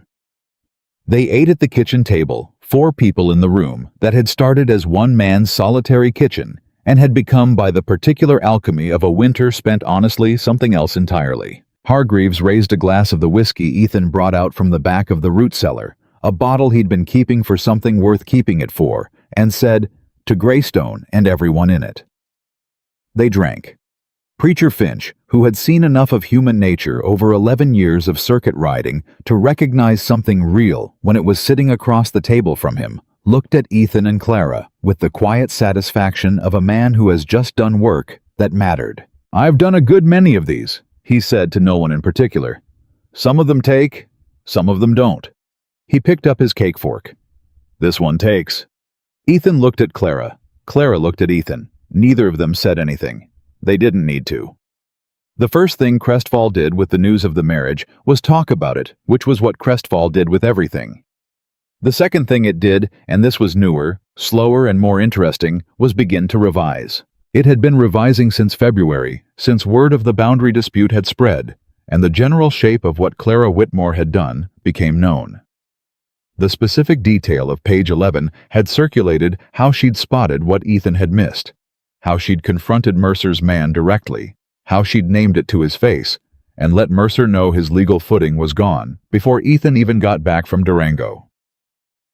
That story had gone through Crestfall, the way stories go through small towns, growing with each telling accumulating detail, until by the time it arrived at Harlan Briggs's feed store, it had achieved the satisfying shape of a legend. The woman from Missouri who'd taken on Randall Mercer and won. The size of her, which had been the first and most frequent subject of town commentary in November, had receded. Not disappeared. There would always be Lucinda Marshes in the world. People who could not quite relinquish the thing they'd used to measure someone before. That measure proved useless, but receded. Replaced by something more practical, a woman of that capability was worth knowing. A woman like that on a ranch like Greystone was the kind of neighbor you wanted. Clara understood the revision. She did not trust it completely. Trust of that kind needed years, not months. But she accepted it for what it was. A community changing its mind, which was not nothing. She had learned not to need approval to feel secure. But she had also learned quietly, and without making a fuss of it, that approval and respect were different animals, and respect, when it was earned rather than given, had value. She began going to Crestfall weekly with Ethan. She did not hide on the mountain. She walked the main street with the same directness she had always moved, with answered questions honestly, and declined to be apologetic about anything the town had once decided to find problematic. And week by week, the town accommodated itself to her. It was on one of those weekly trips in late March that Clara first saw Nora Hatch. Nora was 17, the daughter of a failed homesteader who had packed up for Kansas the previous fall and left Nora behind in the care of a maternal aunt who had neither the disposition nor the finances for the arrangement. She worked at the laundry on the south end of Crestfall's main street, the hardest, lowest-paying work in town, and she was thin in the way that people are thin when they are not eating enough, and working too much, with a bruise-colored shadow under her left eye, that she was wearing the particular expression around that Clara recognized from the inside. Clara stopped outside the laundry. Ethan stopped beside her. "I'll be a few minutes," Clara said. He looked at where she was looking. He nodded. He went to the hardware store without asking why. Clara went into the laundry. Nora looked up when the door opened, a quick, reflexive look that assessed and cataloged and tried to determine danger before anything else, which was a look Clara recognized intimately. "Can I help you, ma'am?" Nora said. "I'm Clara Walker," Clara said. "We've got a ranch up the east slope. Greystone." "Yes, ma'am, I know who you are." "Good." Clara looked at her directly, the way she looked at everything she was trying to understand. "Do you have somewhere to live that's working out?" Nora's expression went careful. "I'm with my aunt on Birch Street." "Is that a good situation?" A pause. The kind of pause that contains a complete and unspoken answer. "It's a situation," Nora said. Clara looked at the bruise shadow. "I'm not asking to pry," Clara said. "I'm asking because I have more work than 2 people can manage at the ranch, and I am in need of another pair of hands that belong to someone capable of working hard and minding their own business when it's appropriate." Nora stared at her. "You're offering me work," she said carefully. "On the ranch. Room, meals, and fair wages," Clara said. "You'd have your own space. The work is real, I won't pretend otherwise, but it's honest work, and you'd be treated decently. I give you my word on that." "Why me?" Clara thought about how to answer that honestly. "Because you have that look," she said. "The one that means you're managing something that isn't fair, and you've decided not to make a scene about it, because scenes haven't helped you before." Nora's jaw tightened. Her eyes went bright for just a moment, and then she pulled it back, the specific self-control of someone who has cried in front of people and been sorry for it. "I know that look," Clara said quietly. "I wore it for 34 years. Nora looked at her for a long moment. "When would you need me?" she said. "Talk to your aunt. If she agrees, come up Saturday." Nora nodded. Her hands, which had been pressed flat on the counter, relaxed by a fraction. Ethan did not ask about Nora until they were on the road home, which was correct timing and which Clara appreciated. "I hired a girl from the laundry," she said. 17. "Difficult situation. She'll come Saturday." A pause. "All right," he said. "You're not going to ask me more about it." "Do I need to?" Clara considered. "She has a bruise under her eye that her aunt is responsible for. I didn't ask directly because she wouldn't have answered directly, but that's the situation." Ethan was quiet for a moment. "You offered her work without asking me," he said. Clara looked at him. "I should have asked you first," she said. "That was your right. It's your ranch too." "It's our ranch," he said. "And no, you don't have to ask me before you help someone who needs it. I'm just making sure I know what's happening." He paused. "Is she capable?" "I don't know yet," Clara said. "But she has that particular quality of someone who's been managing more than their share. That usually means capable." "Like someone else I know," Ethan said. Clara looked at him sideways. He was watching the road. "Possibly," she said. Nora arrived Saturday with a bundle that contained everything she owned, which was not much. Clara showed her the room off the back of the cabin, smaller than Clara's had been when she arrived, but warmer than the laundry, and containing a bed that did not belong to someone who resented having her in it. And Nora stood in the doorway of it and looked at it with an expression that Clara understood in her bones. "This is yours," Clara said. "Not shared, not borrowed, yours while you're here." Nora set her bundle on the bed. She turned around. "Mrs. Walker," she said. Her voice was carefully controlled. "Thank you." "You'll earn it," Clara said, not unkindly. Because Nora she had already judged was the kind of person who needed to hear that, who needed to know that this was not charity but transaction, because charity felt like debt, and debt felt like owing, and she'd been owing people her whole short life. "Yes, ma'am," Nora said. "I will." She did. Within a week it was clear that Nora was one of those people who, given a stable environment and the absence of someone making their life difficult, simply worked. She learned the ranch rhythms, quickly asked questions when she needed to, and didn't when she didn't, and treated Ethan with the careful deference of someone who had learned not to trust men easily and was revising that assessment one interaction at a time. The revision had its first real test at the end of Nora's second week. She had been carrying water from the well, a twice-daily task, and had slipped on an ice patch near the barn, going down hard, and spilling the bucket, and sitting in the mud for a moment, with the expression of someone who is deciding whether to cry and has chosen not to. Ethan saw it from the barn doorway. He came over, reached down, and helped her up without comment, picked up the bucket, filled it himself, and carried it to where it needed to go. He handed it off and went back to what he'd been doing. Nora stood there for a moment. Then she came into the kitchen where Clara was working and said with the abruptness of someone who needs to say something before they lose the nerve, "Your husband is a good man." Clara looked at her. "Yes," she said. "He is." "I didn't know there were many like that," Nora said. "There are more than you think," Clara said. "But you have to look past the loud ones to find them. The good ones tend to be quiet." Nora thought about that. "Like Mr. Walker," she said. "Like Mr. Walker," Clara confirmed. Nora went back to work.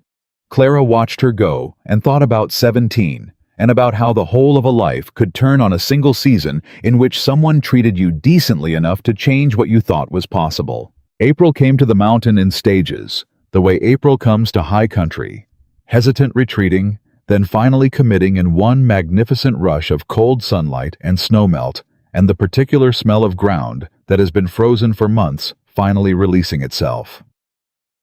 The aspens on the eastern slope leafed out in that pale electric green that only lasts 2 weeks, and that Clara had been looking forward to since November, when the white trunks had stood bare against the first snow. The graves on the north ridge were visible again. She had known they would be.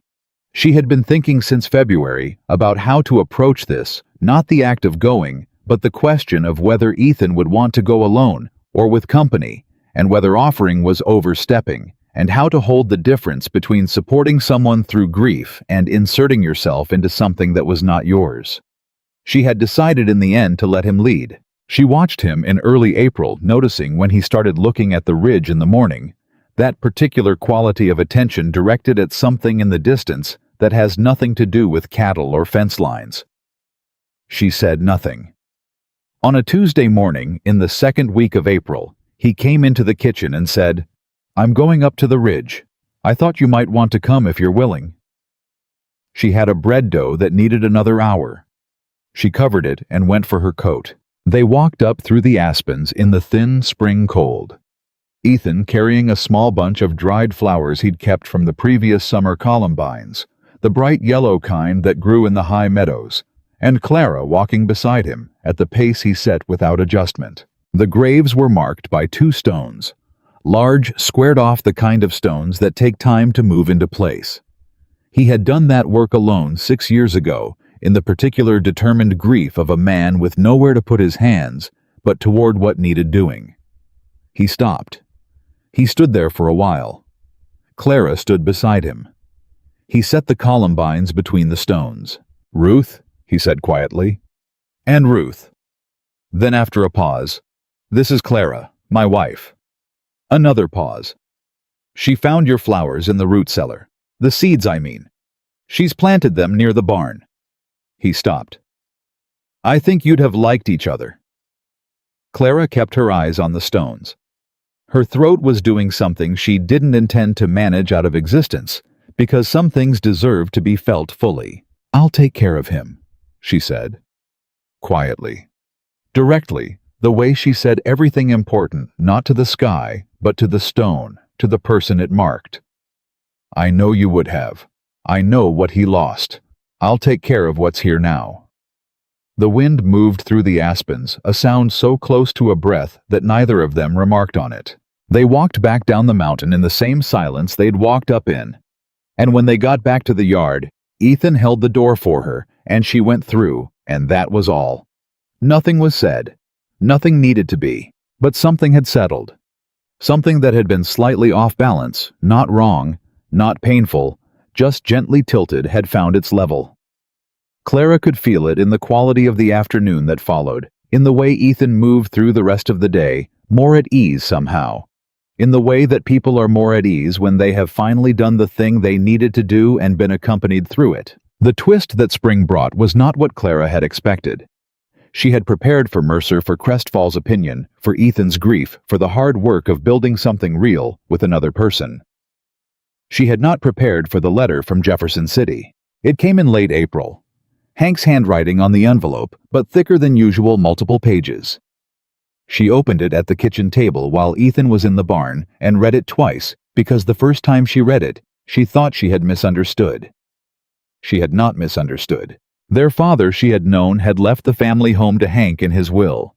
That had been assumed and accepted by everyone, including Clara, because that was how things were done. What she had not known, what Hank was apparently telling her now, with the guilty thoroughness of a man who has been sitting on information for 5 years and finally cannot hold it, was that their father's actual will had left the house and property equally to all 5 children, and that Hank had in his possession a document from a Jefferson City lawyer invalidating that will on the grounds of their father's diminished mental capacity in his final months. Except Hank wrote, he had recently spoken to another lawyer who had read the original will, who had told Hank plainly that the invalidation document was not legal, that their father had been of sound enough mind, that the original will had never been properly contested and was still valid, meaning Clara's share of the family property, a fifth of a house and land in Jefferson City, that she had walked away from with one suitcase, had been hers the entire time. She set the letter down. She sat there for a full minute. Then she picked it up and read it again to make sure she understood what Hank was asking, whether she intended to pursue her legal claim, which he was clearly terrified she would, and which his conscience had apparently finally forced him to disclose. Clara folded the letter. She put it in her apron pocket. She went to the barn.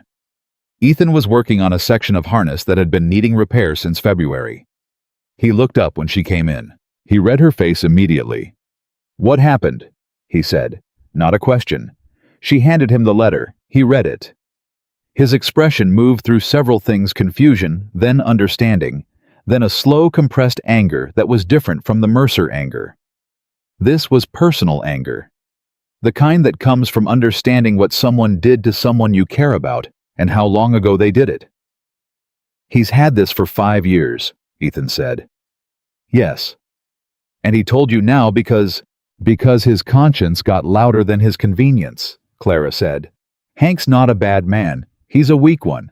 There's a difference." "What are you going to do?"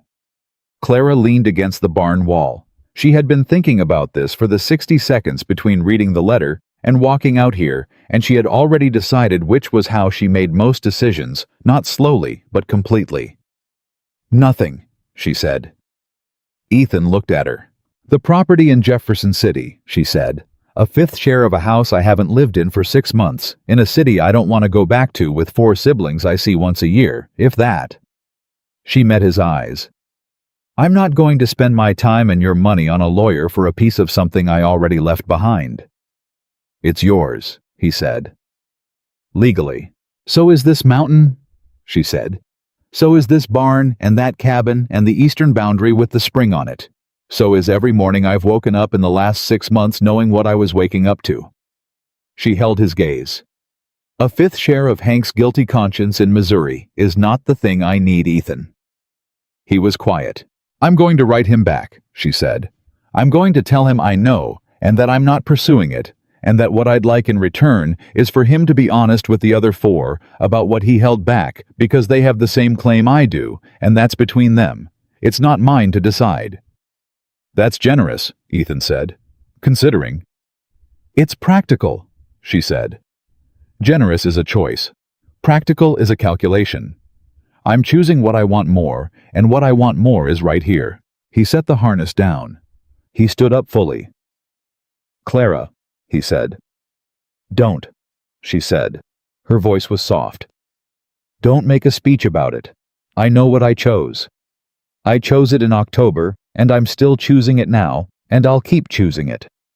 She straightened away from the wall. "I just wanted you to know what was in the letter." "Why?" "Because we don't keep things from each other," she said. "That's the rule. We decided that in December." He looked at her for a long moment. "We did," he said. "Good." She picked up the harness section he'd set down. "Show me where this needs fixing. I've watched you do it enough times that I think I can help." May brought warmth and the cattle back from the winter pasture, and Nora's full transformation into someone who, given 6 weeks of decent food and an absence of her aunt's various cruelties, turned out to have a sense of humor that arrived without warning and devastated you before you knew it was coming. She made a dry observation about the neighbor's bull one morning that made Ethan laugh, a real laugh, sudden and unguarded. And Nora looked so startled by the result that she laughed too, and Clara, coming out of the cabin to see what had happened, stood in the doorway and thought this. This is what it sounds like. The valley people began coming to Greystone, not Mercer, but others, neighboring ranchers who had always been slightly at arm's length from Ethan Walker's self-sufficiency, who had watched the winter from a distance and were now finding reasons to come up the mountain road. A man named Gus Feller came in May to ask about Ethan's cattle management on the north pasture. A woman named Dottie Crane came to ask Clara about her bread, which had apparently been discussed at the Crestfall General Store with some enthusiasm. 2 of the younger homesteaders from the valley below came to ask whether there was a day's labor available, because word had gotten out that Greystone paid fairly. Clara managed all of it with the same organized directness she brought to everything. Ethan handled the parts that required him, and let Clara handle the parts that she handled better, which was most of the people management, not because he couldn't manage people, but because Clara did it with an efficiency and warmth that got things resolved in half the time. "You realize," Ethan said one evening in late May, after the 3rd neighbor in a week had come and gone, "that you've made this ranch the social center of the eastern slope." "I've made it open," Clara said. "There's a difference. A closed place produces suspicion. An open one produces relationships, and relationships produce goodwill. And goodwill is more valuable than any fence I can put up against trouble." He looked at her. Hargreaves would agree with that. Hargreaves is a smart man, Clara said. I'd agree with most of what he says. Where did you learn all of this? He said. The legal thinking, the strategy of it. Mercer, the neighbors, all of it. I spent 14 years in a house where I wasn't supposed to matter, Clara said simply. When you're not supposed to matter, you observe. You watch how things actually work, not how they're supposed to work. And after a while, you understand the mechanics of situations in a way that people who were always in the center of things don't always see. He was quiet. You should have been in the center of things, he said. I am now, she said. He reached across the table and covered her hand with his. It was a simple gesture, unannounced, the kind that happens between two people who have stopped needing to make announcements about things. She turned her hand and held his. The trouble that June brought had nothing to do with Mercer and nothing to do with Jefferson City. It came from inside the mountain, which was where the hardest trouble always came from, because you cannot ride away from it or face it down in a yard. You can only sit with it in the kitchen at 3 a.m. and decide what it means. Ethan had been having the dream since March. He had not told Clara about them, not from secrecy, but from the specific male stubbornness of a man who has handled his interior weather alone for so long that the alternative does not immediately occur to him. The dreams were about Ruth. Always the same shape. He arrived too late. He was on the mountain when it happened, tending cattle, and by the time he got back, everything was already over, and all he could do was stand in the doorway of a room that was no longer what it had been. He woke from them at odd hours in the deep dark of the mountain nights and lay still and waited for the feeling to pass, the way you wait out weather. Clara knew. She had known since March because she woke easily, and she had learned the specific quality of his stillness at 3 a.m, the held breath kind, not the sleeping kind. She had not said anything because she understood from her own history that there were things you needed to carry alone for a while before you were ready to share the weight. But June brought a night when the dream was worse than usual. She could tell from the sound of him waking, the sharp involuntary inhalation she'd never heard from him before, and she made a decision. She got up. She went to the kitchen. She put the kettle on. When Ethan came out 10 minutes later, she had known he would because he never went back to sleep easily, and the kitchen was where he went. She was at the table with 2 cups of coffee, and she said without preamble and without making it larger than it was, "Tell me about it." The dream. He stood in the doorway. She looked at him steadily. "Sit down," she said. "Coffee's hot." He sat down. He told her about the dream. All of it in the flat, careful sentences of a man describing something he has been looking at alone for 3 months and is exhausted from. He told her about the timing, how Ruth had gone into labor early, how he had been with the cattle because neither of them had expected it so soon, how by the time he knew and got back, the midwife was already there and already scared. And by the time the doctor came from Crestfall, it was already what it was. And in the dream, he said, I know before I leave that morning that something is wrong, and I leave anyway." "You didn't know," Clara said. "I know that." "But the dream doesn't care what you know," she said. "No. It cares what you feel," she said. "And what you feel is that you were in the wrong place." He looked at his coffee. "I was on the mountain," he said. "I was where I always was." And she was alone. She had the midwife. "That's not what I mean," Clara said. "You feel like she was alone. That's different from what actually happened. The dream is about the feeling, not the fact." He was quiet for a long time. "I couldn't have changed it," he said. "Even if I'd been there." "I know," she said. "And some part of you knows that too. But the part of you that loved her, that part, hasn't accepted it yet. And it comes out at 3 a.m. when you're not defending yourself against it." He looked at her. "How do you know that?" he said. "Because I have the same kind of thing," she said. "Different grief, but the same mechanism." She wrapped both hands around her cup. "For me, it's the moment with Frederick Oakes. I know it was ridiculous. I know it was 20 years ago. I know the man wasn't worth the feeling I had about it. But sometimes in the dark, I'm 17 again, and I'm understanding for the first time that someone thought I was a joke. And no amount of logic makes that go away. He looked at her with the full, serious attention he gave to important things. What do you do with it? He asked. I remind myself of where I actually am, she said. Not where the dream put me, where I actually am. She met his eyes. I remind myself of this kitchen, this table, this cup, you. He held her gaze. Does it work? He said. Well enough, she said. And it works better with someone here. He put his hand on the table between them, not reaching for hers, just placing it there. Available. She covered it with both of hers. They sat like that in the kitchen of Greystone Ranch at 3:15 in the morning in June of 1879, with the mountain holding its enormous silence around them, and the coffee going cold, and the particular peace of two people who have found between them a way to carry things that were too large to carry alone. Thank you, he said finally. You'd have done it for me, she said. I would, he said. I know, she said. That's part of why I'm here. The summer of 1879 arrived on Greystone like a promise that intended to be kept. The columbines Clara had planted from Ruth's seeds came up in July, bright yellow clustered near the barn wall, where they got the morning light. And when Ethan saw them the first morning they opened, he stood there for a long time without saying anything. Clara watched him from the kitchen window and did not go out. Some moments need to be held alone before they can be shared. When he came in for breakfast, he sat down and said, "The columbines opened." "I know," she said. She put his coffee in front of him. "Are they the right color?" "Exactly right," he said. She sat down across from him. "Good." That was all. That was everything. Nora had filled out by July.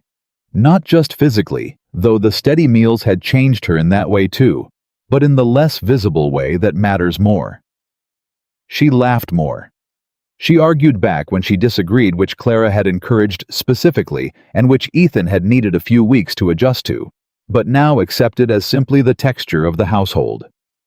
She had started teaching herself to read better in the evenings using the books on Ethan's shelf, and Clara had been helping her quietly without naming it as instruction, because Nora had the pride of someone who learns better when no one makes a performance of teaching them. On a Tuesday evening in the first week of July, Nora looked up from David Copperfield and said to Clara, "Do you think I could learn something more than just reading better, something useful, that I could do somewhere?"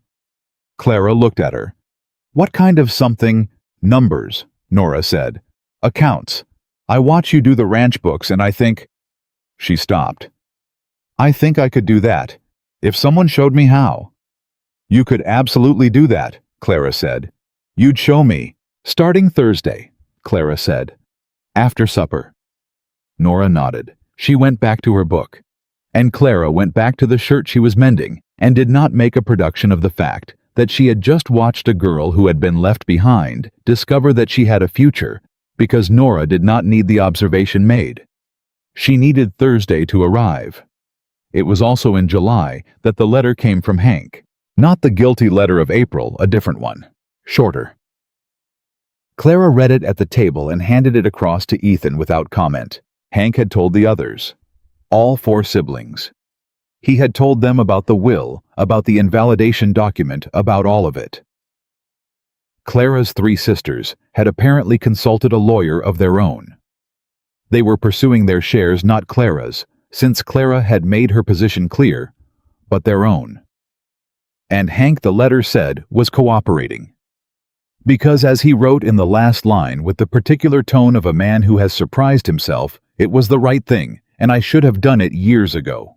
Ethan put the letter down. "Good for him," he said. "It took him 40 years to get there," Clara said. "Most people take longer," Ethan said. "Some never make it." Clara looked at the letter one more time. Then she folded it and set it in the box where she kept correspondence, and she did not think about it again for a long time, because it was finished and she was practiced at letting finished things go. What she was not practiced at, what arrived in August, with the particular shock of something you have hoped for so carefully that you stopped expecting it was the news from the doctor. She had ridden down to Crestfall with Ethan in the second week of August for the regular supply run and had stopped at the doctor's office on a matter she had been considering for 3 weeks and not mentioning because she was not in the habit of saying things she wasn't certain of. Dr. Emmett Ware was 61, unflappable, and had been practicing in Crestfall long enough to have delivered half the adults in the valley. He examined her with the brisk efficiency of a man who has done this many times, and said without any particular drama, "Mrs. Walker, you are approximately 12 weeks along. I'd estimate February." Clara sat very still on the edge of the examination table. "You're certain," she said. "As certain as medicine allows," he said. "You're healthy. Strong constitution. I see no reason for concern." She thanked him. She paid him. She walked out of the office and stood on the boardwalk in the August heat for a full 30 seconds, doing nothing but breathing. Then she went to find Ethan. He was loading the wagon outside the general store. He looked up when she came around the corner and read her face immediately, the way he always read her face now, accurately and quickly, because he had been paying attention for 9 months, and attention had made him fluent in her. "What happened?" he said. She stopped in front of him. She looked at him directly. "February," she said. He stared at her. The word landed in him the way large things land, not with noise, but with a kind of seismic stillness, a rearranging of everything around the point of impact. She watched it move through him. The understanding, then something beneath the understanding that was too large to name in the middle of a street. His hand came up, and he held her face the way he had held it in February, in the yard carefully, like something he understood the weight of. "Clara," he said. "I know," she said. "Are you?" "I'm well," she said. "Ware says I'm healthy. February, he thinks." Ethan's eyes were bright in a way she had not seen before. He was not a man who cried. She had never seen it, and did not expect to. But he was at the very edge of something, standing at the border of an emotion large enough that even his considerable containment was having to work. "February," he said. "February," she confirmed. He put his forehead against hers. Right there on the main street of Crestfall, in the middle of the afternoon, with Harlan Briggs watching from the feed store doorway and Lucinda Marsh visible through the window of the dressmaker's shop. He didn't care. For the first time in his life, he genuinely did not care who was watching. "I thought," he started, stopped. "I know what you thought," she said quietly. "I thought it too. After Ruth. After everything." Neither of them had spoken it aloud, but it had been there between them, the unspoken question of whether this was possible for him again, whether the mountain would be generous enough to give him this, whether he had used up his share of that particular gift in a grief-soaked winter 6 years ago. The mountain apparently had opinions of its own. "We have to tell Nora," Clara said. He laughed. A real one, sudden and unguarded right there on the boardwalk, and Clara felt it in her chest like a bell. "We do," he said. Nora's reaction was not what either of them expected. She went very still when Clara told her that evening, and then her face did something complicated. A flash of something raw and private, quickly managed before the genuine happiness came through and settled. Later, when Ethan had gone out to do the evening check, Nora said to Clara quietly, "Can I ask you something?" "Always," Clara said. "When you found out," Nora said, "were you frightened?" Clara thought about being honest versus being careful, and chose honest because Nora deserved it. "Yes," she said. "Not of the baby, of what it means, that there's more to lose now, that the circle of what I care about has gotten larger." Nora nodded slowly. "That's what frightens me about caring about things," Nora said. "The more you care, the more there is to lose." "Yes," Clara said. "That's exactly right. How do you live with that?" Clara looked at her. "You decide that the caring is worth the risk," she said. "Every day you decide. And some days it's harder than others, but you keep deciding." Nora thought about that for a long time. "I think I'm starting to care about things again," she said.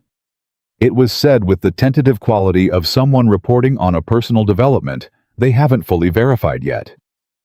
"Good," Clara said. "That means you're healing." Nora looked at the table. It's terrifying. I know, Clara said. Keep going anyway. September brought the first visitor who came not with an agenda, but simply with respect, which was new enough to be notable. Dottie Crane. The woman who had come in May about the bread arrived on a Saturday morning with 2 jars of her own preserves and a piece of news that she delivered at the kitchen table over coffee, with the straightforward decency of a woman who had decided to say what she thought and live with the consequences. I want you to know, Dottie said, looking at Clara directly, that I was one of the people who said things about you in November, when you first arrived. About your size, and whether Ethan had made a mistake. I said those things, and I want you to know I was wrong. Clara held her coffee cup. Dottie, she said, you don't owe me. I do, Dottie said. I owe it to myself if nothing else, to say plainly that I was wrong and that I'm sorry for it. She met Clara's eyes. You've been nothing but good for this mountain, and for Ethan, and for that girl you took in, and I was judging you before you'd even unpacked your suitcase. That's not the kind of woman I want to be. The kitchen was quiet. I appreciate that, Clara said. Genuinely. Are we all right? Dottie asked. We were always all right, Clara said. I don't hold grudges. I don't have the energy for them. Dottie laughed a surprised, relieved sound. My husband says the same thing about me and grudges, but in my case, he means it differently. Clara smiled. It was, she thought, the most ordinary conversation she had ever had in Crestfall. No subtext, no assessment, just 2 women at a kitchen table being honest with each other. She thought this is what belonging feels like. Not the grand gesture, not the formal acceptance. The ordinary Tuesday morning when someone talks to you like you're simply a person, because that's what you are. October arrived, and with it, the anniversary. 1 year since Clara had stepped off the stage in Crestfall with 1 suitcase, and the particular resolve of a woman who has run out of reasons to be afraid of the truth. Ethan noticed the date. He did not make a ceremony of it because neither of them were ceremony people. But he came in from the barn that morning and set a single columbine on the table beside her coffee cup, dried from the summer's bloom, kept somewhere she hadn't found it. She looked at it. She looked at him. 1 year, he said. 1 year, she said. She picked up the flower. She thought about the stage driver and his commentary. She thought about the mountain road and the wagon seat, and the silence that had turned out to be the most comfortable silence she'd ever sat in. She thought about cornmeal and lamp oil and survey documents and Ruth's graves and a ring made for use rather than show and February in a yard and a doctor's office in August. Do you know what I thought, she said that first day, when I walked into the kitchen and saw the shelves? That they needed reorganizing, he said dryly. Before that, she said, in the first 30 seconds. She turned the flower in her fingers. I thought someone has been trying very hard here for a long time with nobody to help them, and it nearly worked. And that is the saddest kind of nearly. He was quiet. And now, he said. Now it's not nearly, she said. Now it's actually. He sat down across from her. Because of you. Because of us, she said. There's a difference, and you know it. He looked at her with the look she knew best now, the one that meant he was feeling something large and had made his peace with not being able to say all of it. Yes, he said. There is. November came, and the first cold returned, and the mountain tightened itself around Greystone, the way it did every year, familiar and demanding and exactly what it had always been, indifferent to human hope and human grief in equal measure, asking only that you show up and do what needed doing, and trust that the spring would come again. Clara was showing by now in the way that could not be ignored, and Crestfall had opinions about this too, which she received the way she received all of Crestfall's opinions, with acknowledgement and without adjustment. Nora had started doing the ranch accounts. She was good at it, methodical, precise, with an instinct for the numbers that Clara had suspected from the beginning. Clara was teaching her the broader principles now, the management of it, and Nora absorbed everything with the focused hunger of someone who has been starved of the right kind of food for years. One evening in November, Nora set down the ledger and said, "I want to stay, past whatever arrangement we originally had, if that's all right." Clara looked at her. "This isn't an arrangement anymore," she said. "This is your home, if you want it to be." Nora looked at the table. She nodded once tightly, the way she acknowledged things that were too significant for a bigger response. "Good," Clara said. Then it settled. The twist that November carried was the one that completed the shape of everything. It arrived through Hargreaves, who rode up in the second week of the month, with news that he delivered to Ethan in the yard, and which Ethan brought inside with an expression Clara had never seen on him. Not quite disbelief, not quite satisfaction, but something between them that was larger than either. Randall Mercer had sold his holdings, all of them. The valley land, the cattle operation, everything. He had sold to a consortium of smaller ranchers in the valley, men like Gus Feller, men who had been under Mercer's thumb for years and had left Colorado entirely. Hargreaves didn't know where he'd gone, somewhere east apparently. "Why?" Clara said when Ethan told her. "Hargreaves thinks the boundary loss was part of it, but there was more." Ethan sat down. Apparently Mercer had been running his operation on borrowed money for 3 years. The springs on our eastern boundary were the last piece he needed to make his water rights credible to his creditors. When he lost them, the whole financial structure started to come apart. Clara absorbed this. "Page 11, she said. "Page 11, Ethan confirmed. She thought about that October afternoon. Mercer's man in the yard, the offer of a servant's position, framed as concern the calculated attempt to move her like a piece on a board. She thought about standing on the porch and naming page 11 directly into his messenger's face. She had not known in that moment what she was doing exactly. She had known only that she was not a piece to be moved, and that the best defense of that fact was to demonstrate it plainly. "All those ranchers in the valley," she said slowly, "they'll be running their own operations now." "Yes." "Gus Feller." "The others." "Yes." That's Ethan that changes the whole valley. A dozen small operations instead of one large one. That changes everything about how this mountain relates to the land below it. He looked at her with the particular expression that meant she had arrived at something he had been thinking about, and he was glad she'd gotten there herself. "The Feller Consortium is going to need help," he said.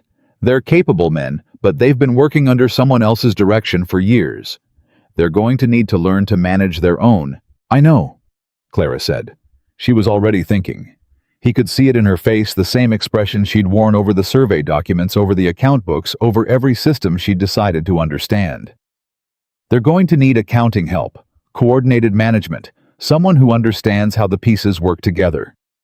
"Someone," Ethan said, "who is very good at understanding systems." They looked at each other. "Nora," Clara said. "Not yet," he said. "She's 17, but in 2 years, Clara agreed. "If she keeps going the way she's going, she'll be exactly what they need," he said. The kitchen was warm, and the mountain was cold outside.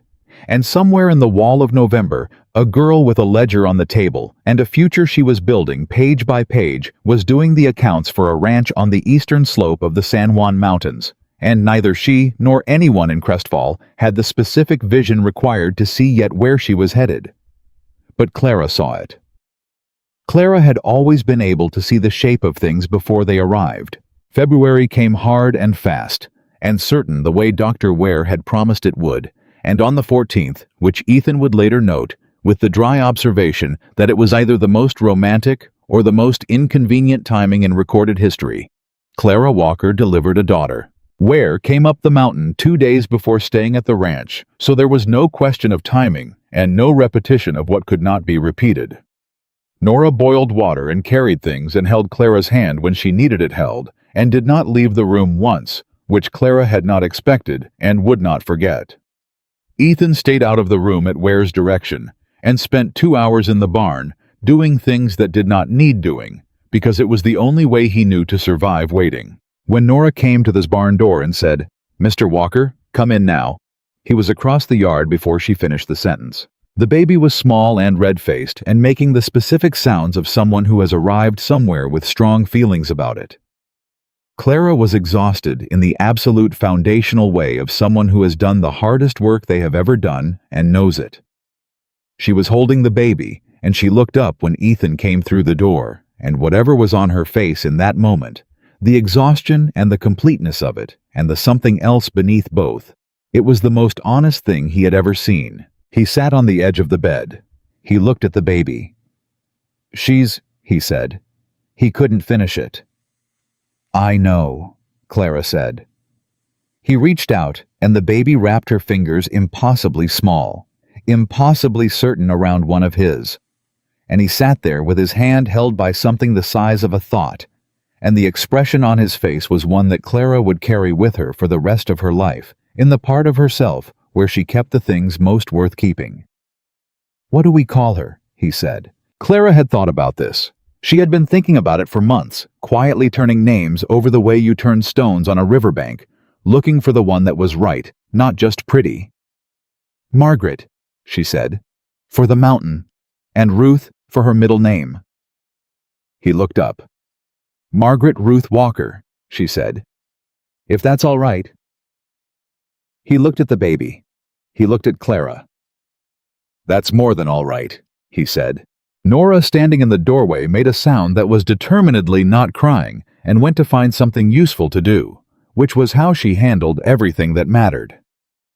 Spring came again, and the columbines opened near the barn, and the aspens leafed out in that electric green that only lasted 2 weeks, and Margaret Ruth Walker, at 2 months old, discovered that the world had sunlight in it, and expressed strong opinions about this development at regular intervals. Clara sat on the porch one evening in April with the baby against her shoulder, and Ethan beside her, and the mountain doing what the mountain did, holding everything up, asking nothing, simply being the enormous, indifferent, necessary thing it had always been. Do you remember, Ethan said, what you wrote in your letter, the first one? I wrote that your mountain might be the only place someone like me could finally breathe, she said. Were you right? She looked at the valley below, lit up gold in the late light. She looked at the barn where Nora was finishing the evening work. She looked at the aspens on the eastern slope, the boundary line they had defended, and kept the land that had been worth keeping. She looked at the baby on her shoulder, who had settled into the deep, trusting sleep of someone who has decided the person holding them is safe. She looked at Ethan. I was right, she said. But I was also wrong. Wrong how? I thought I was looking for a place to breathe, she said. But breathing was never really the problem. I could always breathe. I just didn't have anyone worth breathing next to. He was quiet for a moment. And now, he said. She settled the baby more firmly on her shoulder and looked at the mountain. Her mountain, the one she'd climbed with one suitcase and no illusions, and more determination than any single woman should reasonably have needed. And she felt in that moment the specific fullness of a life that has become exactly what it was always supposed to be. Not despite the hard road that led here, but because of every foot of it. Now, she said, I have everything. The mountain held the evening. The aspens moved. The baby breathed. And on the porch of Greystone Ranch, a woman who had been told her whole life that she was too much, too large, too outspoken, too difficult, too everything the world didn't have room for, sat in the life she had built from honesty and stubbornness, and the refusal to become smaller than she was, and knew with absolute certainty what she had always deserved to know. She had never been too much. The world had simply been too small, and she had found on a mountain in Colorado the one place large enough to hold all of what she was, and the one man wise enough to understand that her abundance was never the problem. It was always from the very beginning the answer.